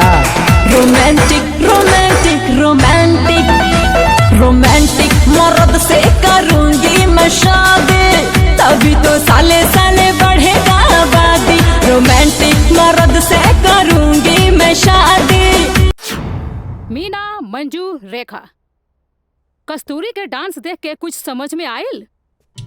अरे सरकार के देख के बाजार बदल जाला, बाजार के देख के साहूकार बदल जाला, आ घोड़ा के देख के सवार बदल जाला, शिकारी के देख के शिकार बदल जाला। ऐसे ही मेहमानों के बदले पे सत्कार के भी बदल देवे के चाहिए। अरे पहले के जमाना कुछ और रहे कि मर्द नाजो आदा पर लुट जात रहे, लेकिन अब जमाना बदल चुकल बा। आज के जमाना के मर्द सबके कमर तोड़ नाच पसंद आवेला। जितने कमर हिलाइबू और सीना झटकइबू, मर्द उतने जल्द तोहर दीवाना हो जाए। दिखाओ करके। अरे ऐसे ना, ये देखो। कस्तूरी बाई, कस्तूरी बाई। चाहे नसीब चाहे नसीब तक लिया। बहुत दिन बाद तशरीफ लेनी राजा बाबू। भला ऐसे भी केहू केकरो भूल जाला?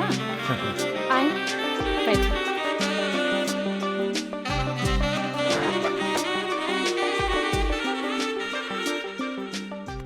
ना कस्तूरी बाई, हम भुलाइल नहीं की।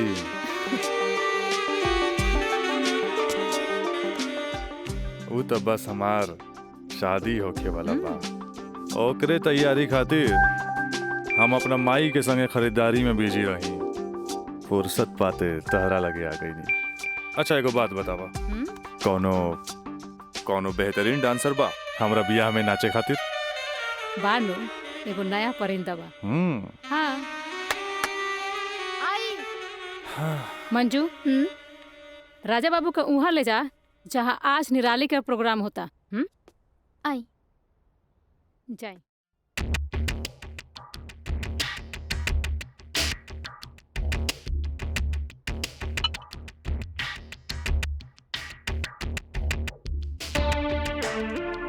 कस्तूरी, तहार निराली हमरा बहुत पसंद आई। पसंद तो आ गल राजा बाबू, लेकिन ओकर रेट तनिक कड़क बा। पूरा 5 लाख लेतिया। लाख 2 लाख तो हम तारा पे ऐसे ही उड़ा दिला, तब 5 लाख कौन बड़का चीज बा?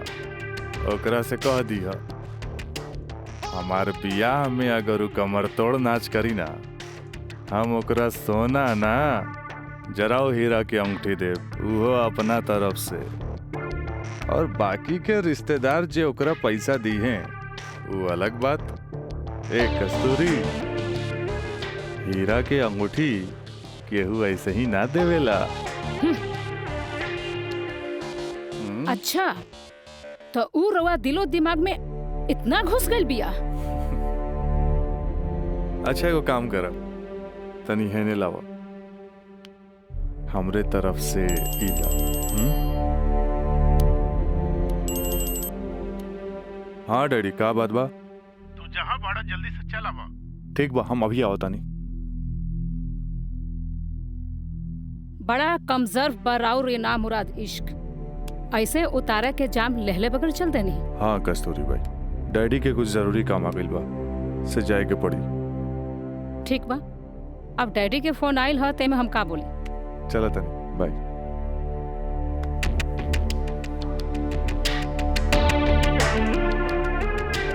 हीरा के अंगूठी तो दे गई, लेकिन तेरा दिल में गड़ल निराली के तीर निकाले के पड़ी।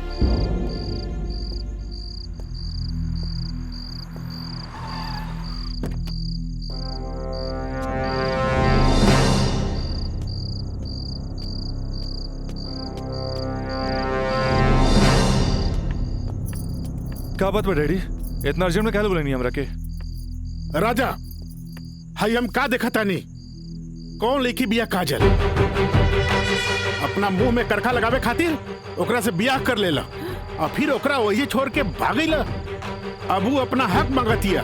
बाबूजी, हम ऐसा कौनो लड़की के नहीं जानत। ए माई माई माई, देखा था कैसे झूठा इल्जाम लगाओ तारे हमरा ऊपर ही। राउर का दिमाग खराब हो गई बा। अरे जे हमरे लड़किया के ऊपर लांछन लगावत बानी।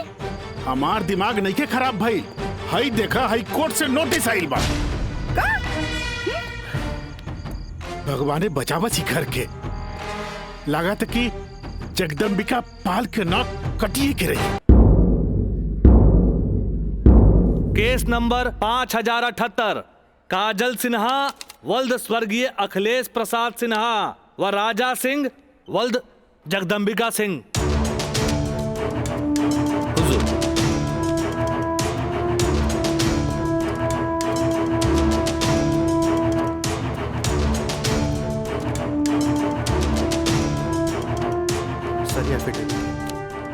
केकर? गवाहन के। अच्छा ठीक है, चल बेटा। मिलॉर्ड, असल में ये एक अमीर आदमी के प्रताड़ित करे वाला केस है। साथ में पढ़े वाला 2 बालिग दोस्त के आपन मर्जी से हम बिस्तर होए के केस है। I object milord. हमार फाजिल दोस्त एकदम बेकार का बात कर रहल बड़न। सच्चाई तो यह है कि हमार मुवक्किल काजल का बिया राजा के साथे बाकायदा मंदिर में भैल रहे, और यह 2 गवाहन के एफिडेविट, एगो राजा का सबसे खास दोस्त मयंक और दूसर बियाह कराए वाला पंडित। आप देख ली। 4 साल बाद हमार फाजिल दोस्त के मुवक्किल कहाँ रहले? सच्चाई तो ही बा जज साहब कि हमार मुवक्किल राजा के शादी रोक के रुपया ऐठे के एगो षड्यंत्र बा, षड्यंत्र। शादी? कैसन शादी? अरे राजा का शादी तो पहले ही हो चुकल बा। अगर दोबारा शादी भइल ना तो तोहार मुवक्किल जेल जाई, जेल। बस जज साहब बस। हमू इनका से यही पूछा तानी कि आखिर ये किस्सा 4 साल बाद ही काहे उठावल गई, बताई। हम बतावा तानी जज साहब।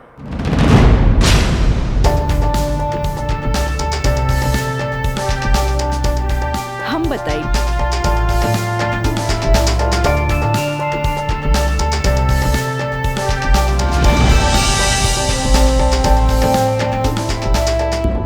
मिलॉर्ड, हम चाहे कि ये केस हम खुद लड़ी। ई रहल हमार बार ऑफ अटॉर्नी के रजिस्ट्रेशन।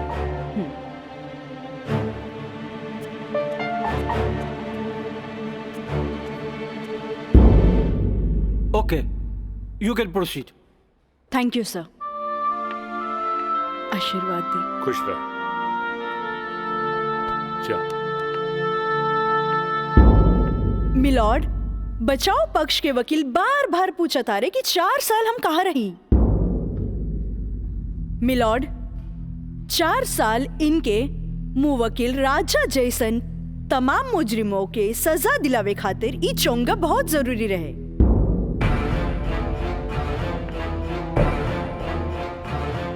मिस्टर हैदर काज़मी साहब, अब समझ में आयल कि 4 साल हम कहाँ रही कि और डिटेल बतावे के पड़ी। तो मिलॉर्ड, हम केस के स्टडी खातिर हमरा के कुछ समय चाहिए। हाँ, कोर्ट इंस्ट्रक्ट करती है कि राजा की शादी रोक दी जाए जब तक कोर्ट का फैसला ना हो जाए। बचाव पक्ष के वकील की रिक्वेस्ट पर यह कोर्ट मुअत्तिल की जाती है।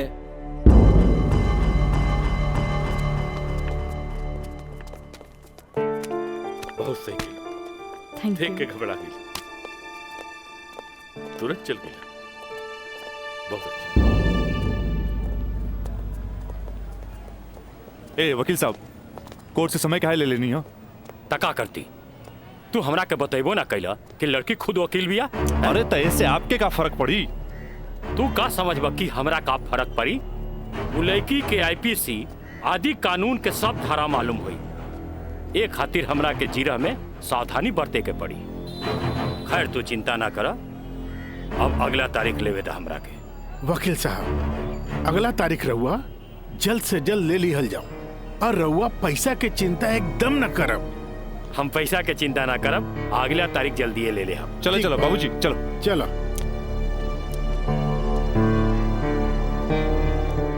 हेलो, हाँ, अब फिक्र करे के बात नहीं के।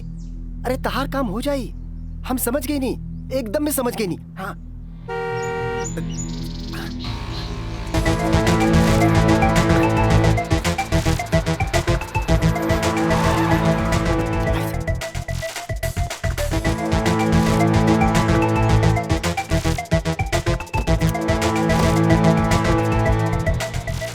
हटा ना, ये पाइप पे कर दिया। रखा था नहीं। हाँ।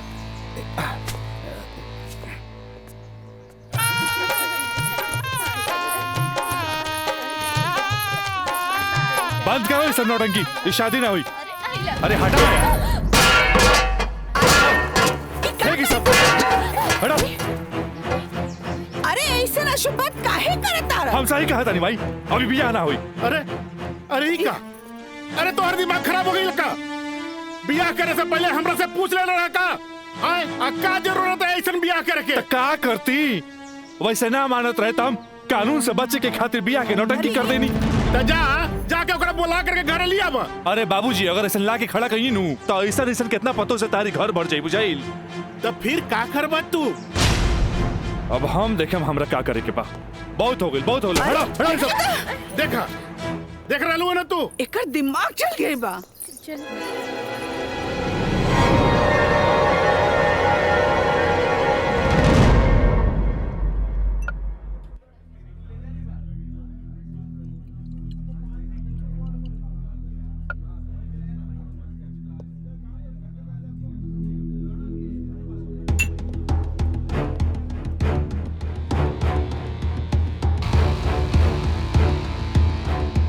बोलो राज, का बात? पहले पेक तो पी। बहुत दिन का बाद मिला।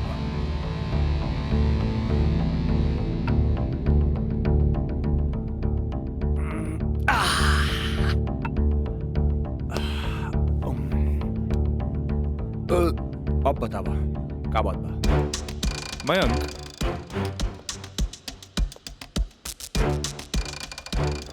भाई तोरा अपन बयान बदले के पड़ी।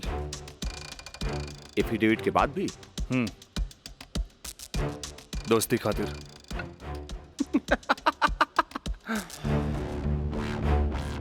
अब बयान देवे का कीमत काजल 50 लाख लगो ले गया।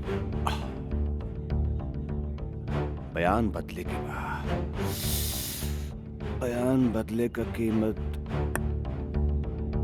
1 करोड़। 1 करोड़? यस, 1 करोड़। कहे से कि हमरा काजल से ब्याह करके सेटल भी होके के बाद, और हम तोरा जैसा अमीर त नहीं की। और हाँ, अगर डीलिंग मंजूर होके तो तारीख से पहले आ जाइए। अच्छा, हम चलत नहीं।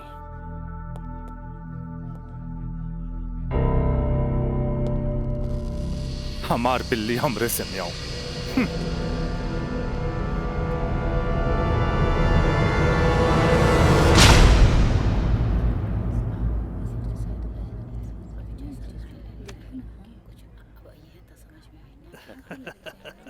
आज हम ही जीतब। केस बहुत बढ़िया बा। Order order. बचाव पक्ष अपनी बात रख सकते हैं। योर ऑनर, बचाव पक्ष के हमार मुवक्किल राजा के हम कटघरा में बुलावल चाहब। ओके, यू कैन।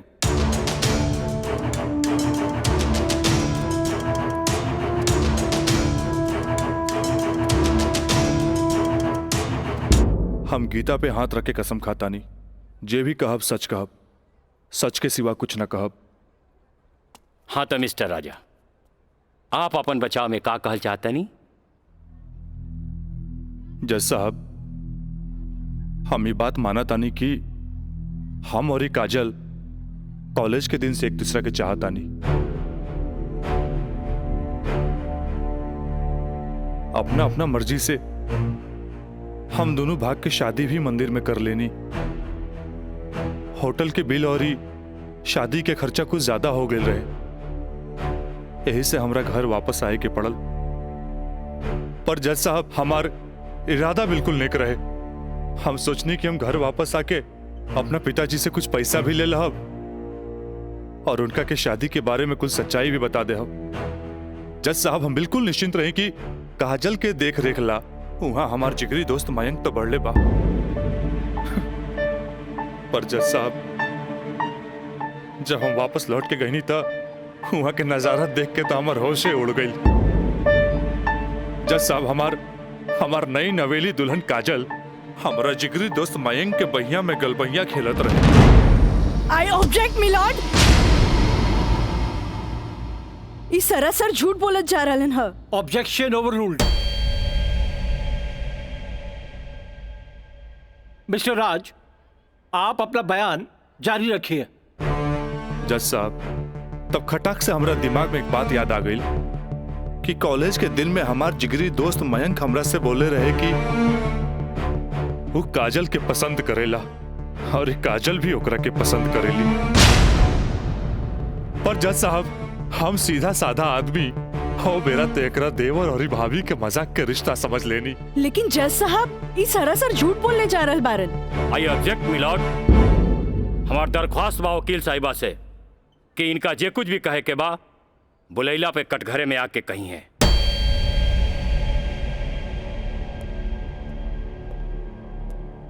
आप कंटिन्यू कर सकते हैं मिस्टर राज। जज साहब, कोई भी आदमी अपना बीवी के केहू दूसरा के बहिया में देखी तो ओकरा मन मस्तिष्क पर का गुजरी, ये आप अच्छे से समझ सकीले जज साहब। मिलॉर्ड, इस सरासर झूठ के पुलिंदा आपके सामने रखल जा रहल बा। कोर्ट के गुमराह करे की कोशिश करी जा रहल बा। तया पानी ना कोर्ट के सही रास्ता दिखावे वाली। अरे घबराई ना, जल्दी ही रहुओ के बयान देवे के समय मिली।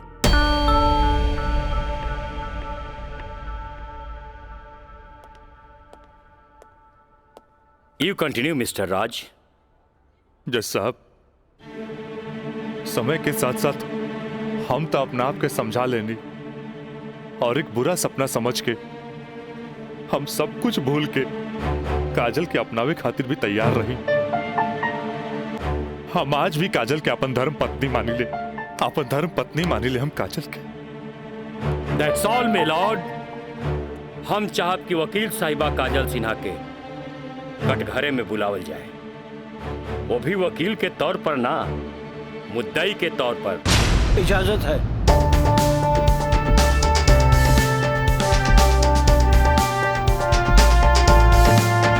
जाइए आप बैठिए। हाँ तो काजल सिन्हा जी, हम चाहत कि आपन प्रेम कहानी अपने ही जुबान से बयां करी। जज साहब, ये बात सच है कि हम राज से प्रेम करे लगनी। मतलब ई कि और पहले केहू से प्रेम करत रहनी, बाद में राज से प्रेम करे लगली? जी ना, पहले हम राज से नफरत करत रही, बुझनी? अच्छा अच्छा, तो नफरत प्रेम में बदल गई? जज साहब, हम अपन मर्जी से ब्याह खातिर राजी हो गई नी और माई बाबूजी के बिना बतैले ब्याह कैनी, जे बहुत बड़ भूल रहे। ब्याह कैनी तो सुहाग रात तो मनैले होई बुना। आई बताई, मर्जी से कि बिना मर्जी से मनैले रहलू? वकील साहब, दुनिया की हर लड़की जब अपन मर्जी से बिहाईली तो उस सुहागरात भी अपन मर्जी से ही मनावेली ना। हम ए से पूछत रही कि जब सुहाग रात मनावत रहलू तब बगल के कमरा में राज के दोस्त मयंक रहलन ना। तका भइल, मयंक के हम शुरू से देवर के तौर पे देखत रही। अरे देखत भी रही कि मानत भी रही? मानत भी रही वकील साहब, मानत भी रही। जज साहब, यहाँ तक की कहानी तो महज एक कहानी बा जे हर लड़की के जीवन में आवेला। बाकी सेक्शन 420 तो यहाँ से शुरू हो गई कि एगो पति विश्वास में लेके अपन पत्नी के देवर के संगे छोड़ के चल जाला और उहे देवर अपन भाभी के इज्जत के तार तार करे में हर मुमकिन कोशिश लगा देला। बेचारी औरत कैसे भी अपन इज्जत और जान बचा के भाग चलेली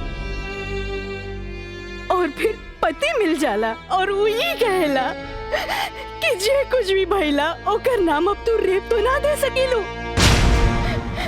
काहे कि वो शादी के बाद भइला।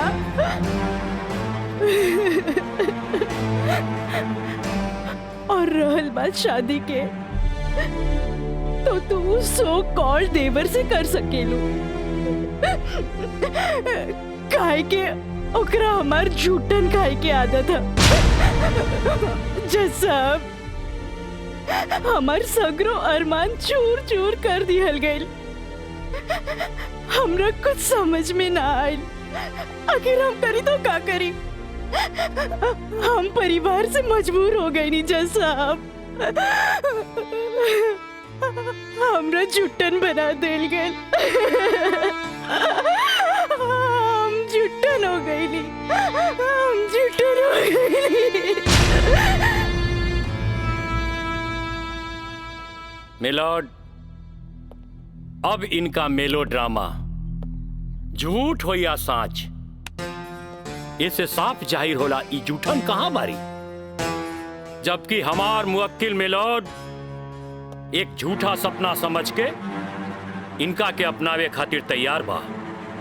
इतना ही ना मिलॉर्ड, हमार मुवक्किल के पिताजी जगदम्बिका पाल जी एक लिखित बयान में मिलॉर्ड इनका के बहू बनावे खातिर तैयार बाड़े। इली काजल, जबकि राज उसके परिवार और यहाँ तक कि उसके पिता भी तुम्हें एक्सेप्ट करने के लिए राजी है, फिर तुम्हें क्या प्रॉब्लम है?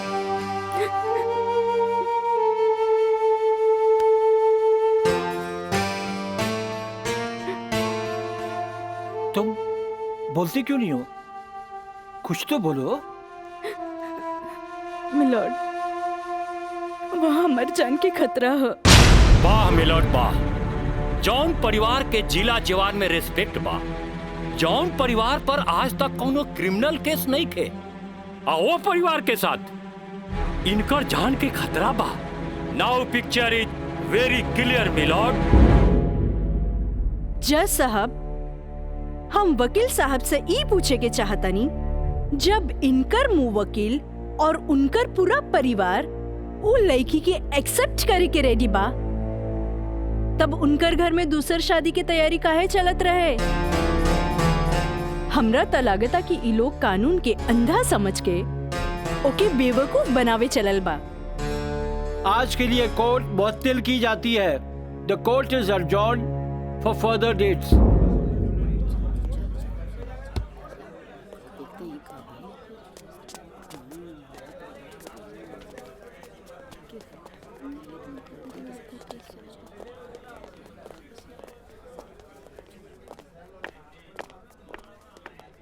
वकील साहिबा, अरे वाह, तू तो बड़ा चालाक बड़ू हो।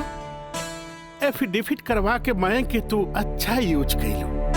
आपके के कह दलस कि कोई वकील के सबूत इकट्ठा करे खातिर चालाक ना होके के चाहिए? बाकी चालाकियों में भी हम तोहर बापे निकला। और अगला डेट में दूध में ऐसा पानी मिलाई, देखते रह जाओ।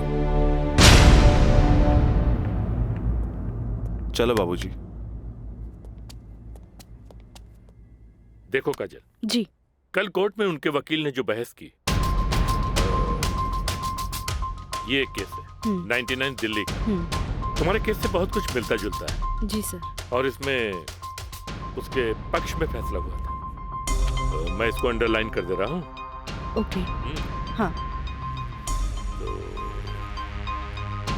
ये पॉइंट जो है, ये पॉइंट ध्यान से पढ़ लेना। जी सर। और कल तुम्हारी बहस में ज्यादातर ये बातें होनी चाहिए। ओके। समझ गई ना मिथिलेश? जी। थोड़ा ध्यान रखना, ये सारे पॉइंट्स इसके दिमाग में बैठ जाने चाहिए, क्योंकि सारी बहस इसी पर होनी है। जी। कल की बहस बहुत इंपॉर्टेंट है। जी सर। ये बुक ले जाओ, अच्छी तरह से इसकी स्टडी कर लेना। जी सर। ठीक है, जाओ बेटा। Thank you sir. God bless.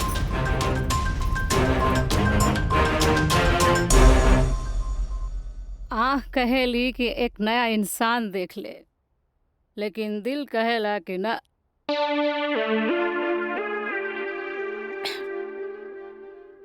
कि वह शख्स एक दिन लौट के जरूर आए।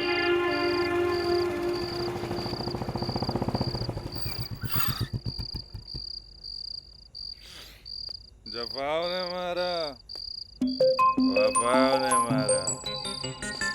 निराली, अरे निराली, मुझे तेरी अदाओं ने मारा।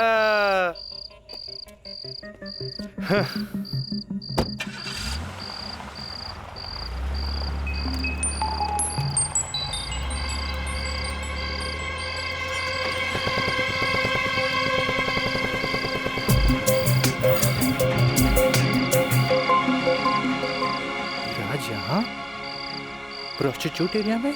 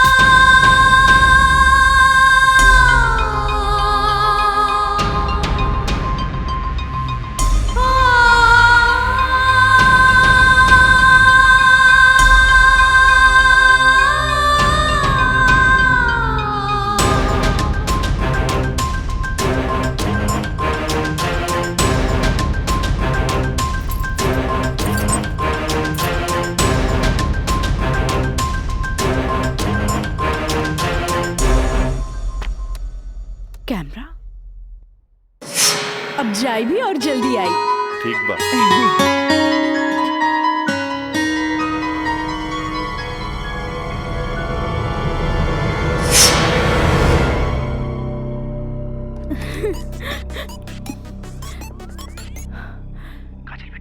हाँ काका, काजल बोला तानी। काजल बिटिया काम हो गई। काम हो गई काका। जल्दी से 3 कोनवा पर आ जा। ठीक है काका, अब तानी। का बात है? केहू देखत तो नहीं खे। इला तार दिहल कैमरा और ई रहल कैमरा के चिप बिटिया। हे भगवान, बहुत बचबुचा के आइल बानी ताकि केहू के शक ना हो। थैंक यू काका। अरे रिका बिटिया, देखा बिटिया, भगवान के घर में देर होला, अंधेर नहीं खे, और भगवान तारा बहुते कामयाबी दी है। अच्छा बिटिया जी। अच्छा बिटिया, हम जाता नहीं। ठीक बा।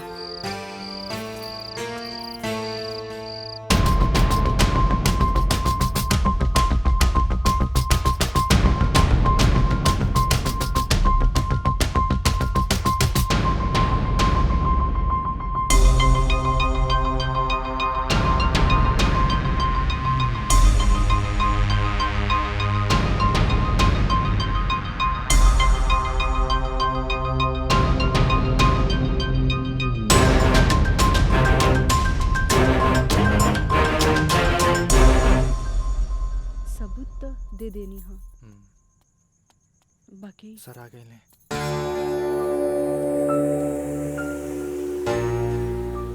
प्रणाम सर। खुश रह काजल। वो लोग समझ ले रहन कि तमाशा होई, बाकी तू चुप रह के बाजिए पलट देलू हैं। तू जौन भी सबूत हमरा के देले रहलू, हम सब स्टडी कर ले बहुत सही है। I am proud of you बेटा। Thank you sir. God bless you. Mithilesh ji, कल कोर्ट पे मिले चाहिए। ठीक बा सर। ठीक। चलो। प्रणाम सर।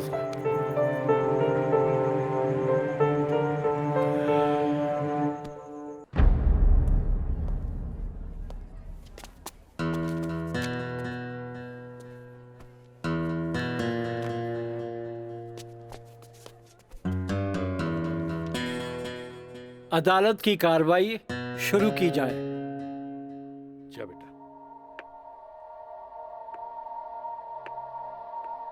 मिलॉर्ड, असल में ई केस एगो अय्याश अमीर आदमी के अय्याशी के केस है। साथ में पढ़े वाली छात्रा के अपन अय्याशी के जाल में फंसा के ओकर असमत से खेले के केस है। I object milord.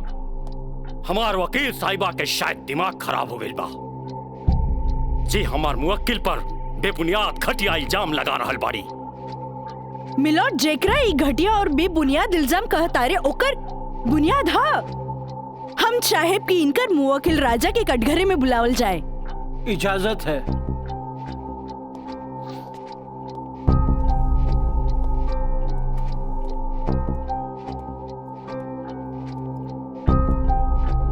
जज साहब, ई उहे आदमी है जे लड़की के चाय के कुर्बा समझेला, जेके पिया और फेंक द। इनकर अयाशी के सबूत के तौर पर हम अपन एगो गवाह पेश करे के चाहतानी। इजाजत है। Thank you.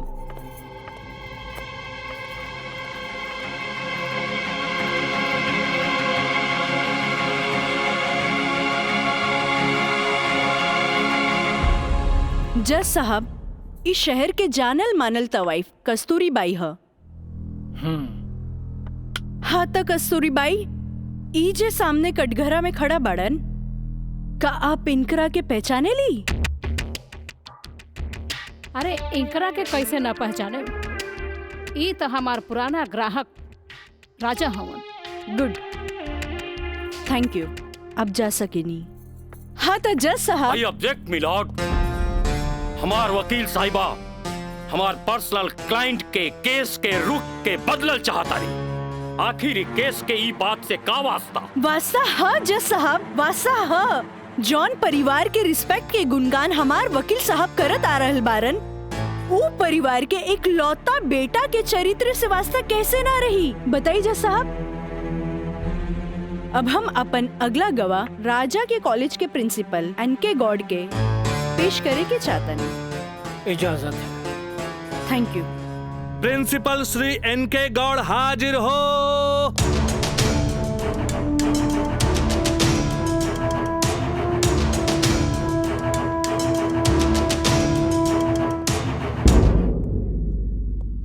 हाँ तो प्रिंसिपल साहब, आपकी कॉलेज की एक छात्रा काजल सिन्हा के साथ जब ई शख्स सरेआम छेड़खानी कैलस और जब वो आपसे रिपोर्ट करे के बाद पुलिस में जात रही तब आप का कहनी?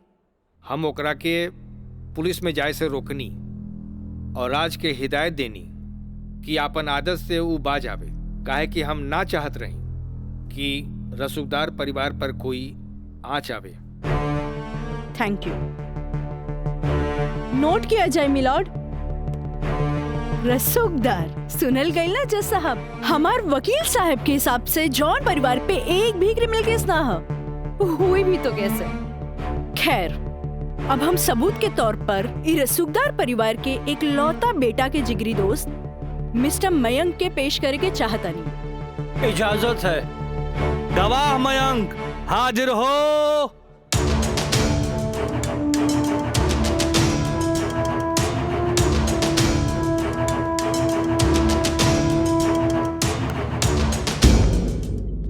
हाँ तो जज साहब। जज साहब, हमार वकील साहिबा खामोखा अदालत के वक्त के बर्बाद कर रहल बाड़ी और उस सवाल के जवाब देवल नहीं की चाहत जेमे बियाहता के पति और पति के पूरा परिवार बियाहता के रखे खातिर तैयार बा। तही बात में कौन जान के खतरा बा? बियाहता ई शख्स उहे आदमी बाड़न जेकर मदद से शादी जैसन पवित्र बंधन के आड़ में कानून के धोखा देवे के साजिश रचल गई, जेकर रचयिता बाड़े मिस्टर राजा और साथ देवे वाला बाड़े मिस्टर मयंक। हाँ तो मिस्टर मयंक, तू अपन जुबान से ही उस सो कॉल्ड शादी के आंखों देखा हाल बतावा। वैसे मिलॉर्ड, सबूत के तौर पर हम अदालत में एगो वीडियो क्लिप पेश करे के चाहतन। Thank you sir. Objection milord, यहाँ कोनो टीवी शो नहीं खे। अखामोखा वकील साहिबा हमनी के और अदालत के वक्त के बर्बाद कर रहल बाड़ी।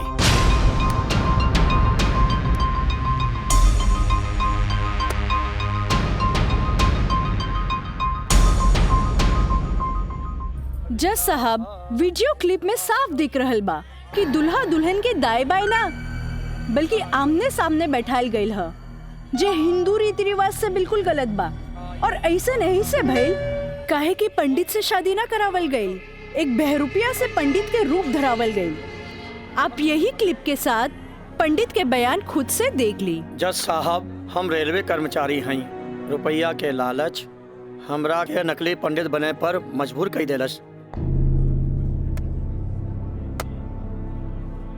जज साहब, हम एक गरीब आदमी बानी और पैसा का लालच बड़े बड़े लोगन के अच्छा और बुरा समझे का शक्ति के छीन लेला। हम तो एक गरीब आदमी बानी। दोस्त के कहला पर हम एगो भलता आदमी के पुजारी बना के इन लोग का ब्याह करवा देली। आखिर हम भी क्या करती? जज साहब, काजल की खूबसूरती का हम दीवाना हो गई और काजल के पावे खातिर हम समाज और कानून के हर सीमा के भी लांग गईली।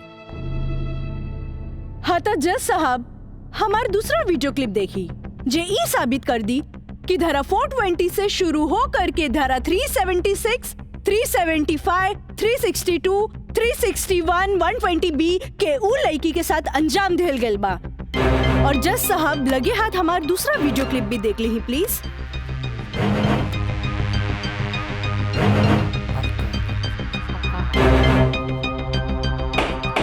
Order order. अरे हटाओ, हटाओ, हटाओ। हम सही कहा था नहीं भाई, अभी बियाह ना हुई। तोहरा के बियाह करे के कौन कहले रहे? तो का करती? वैसे ना मानत रहे तो हम कानून से बचे के खातिर बियाह के नौटंकी कर देनी। अरे बाबूजी अगर ऐसे ला के खड़ा कहीं नू तो ऐसा नहीं कितना पतों से तारी घर बढ़ जाए बुझाई।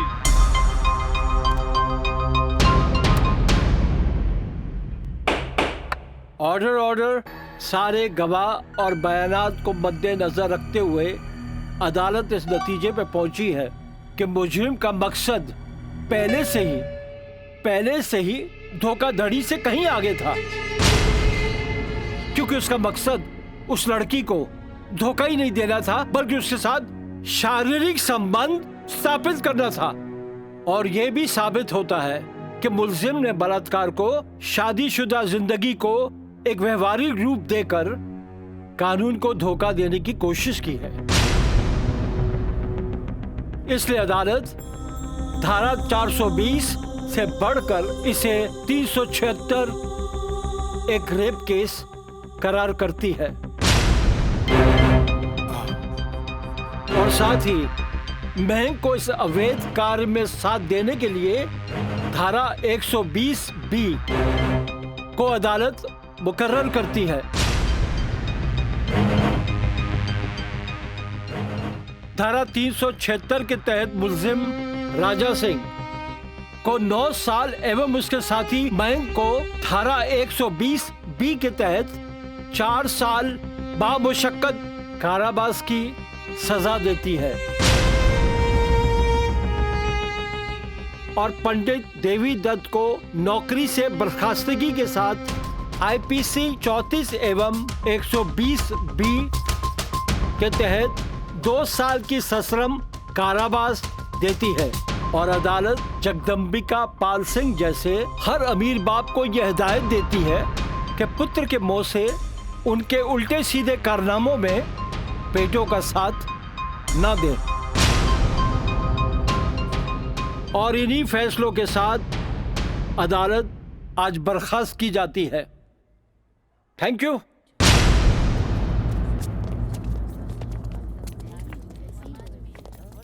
सर,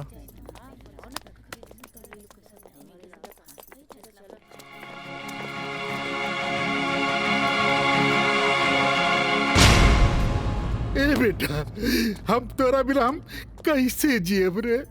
ए बाबूजी हम आज बात जान गए नहीं कि झूठ कितना भी ताकतवर क्यों ना होके सच के आगे हमेशा छोट पड़ जाला। एक औरत अगर अपना आदमी के बना सकेली तो वह औरत अपना आदमी के बर्बाद भी कर सकेली।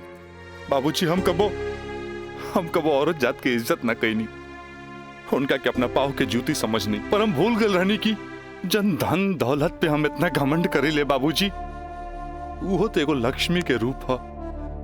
बाबूजी हमारी गलती माफी के लायक तो नहीं खे, पर हो सके तो हमरा के माफ कर दे। बेटा, तुहारी पश्चाताप के आंसू में तुहार पाप सब धुल जाई रे। चलिए इंस्पेक्टर साहब।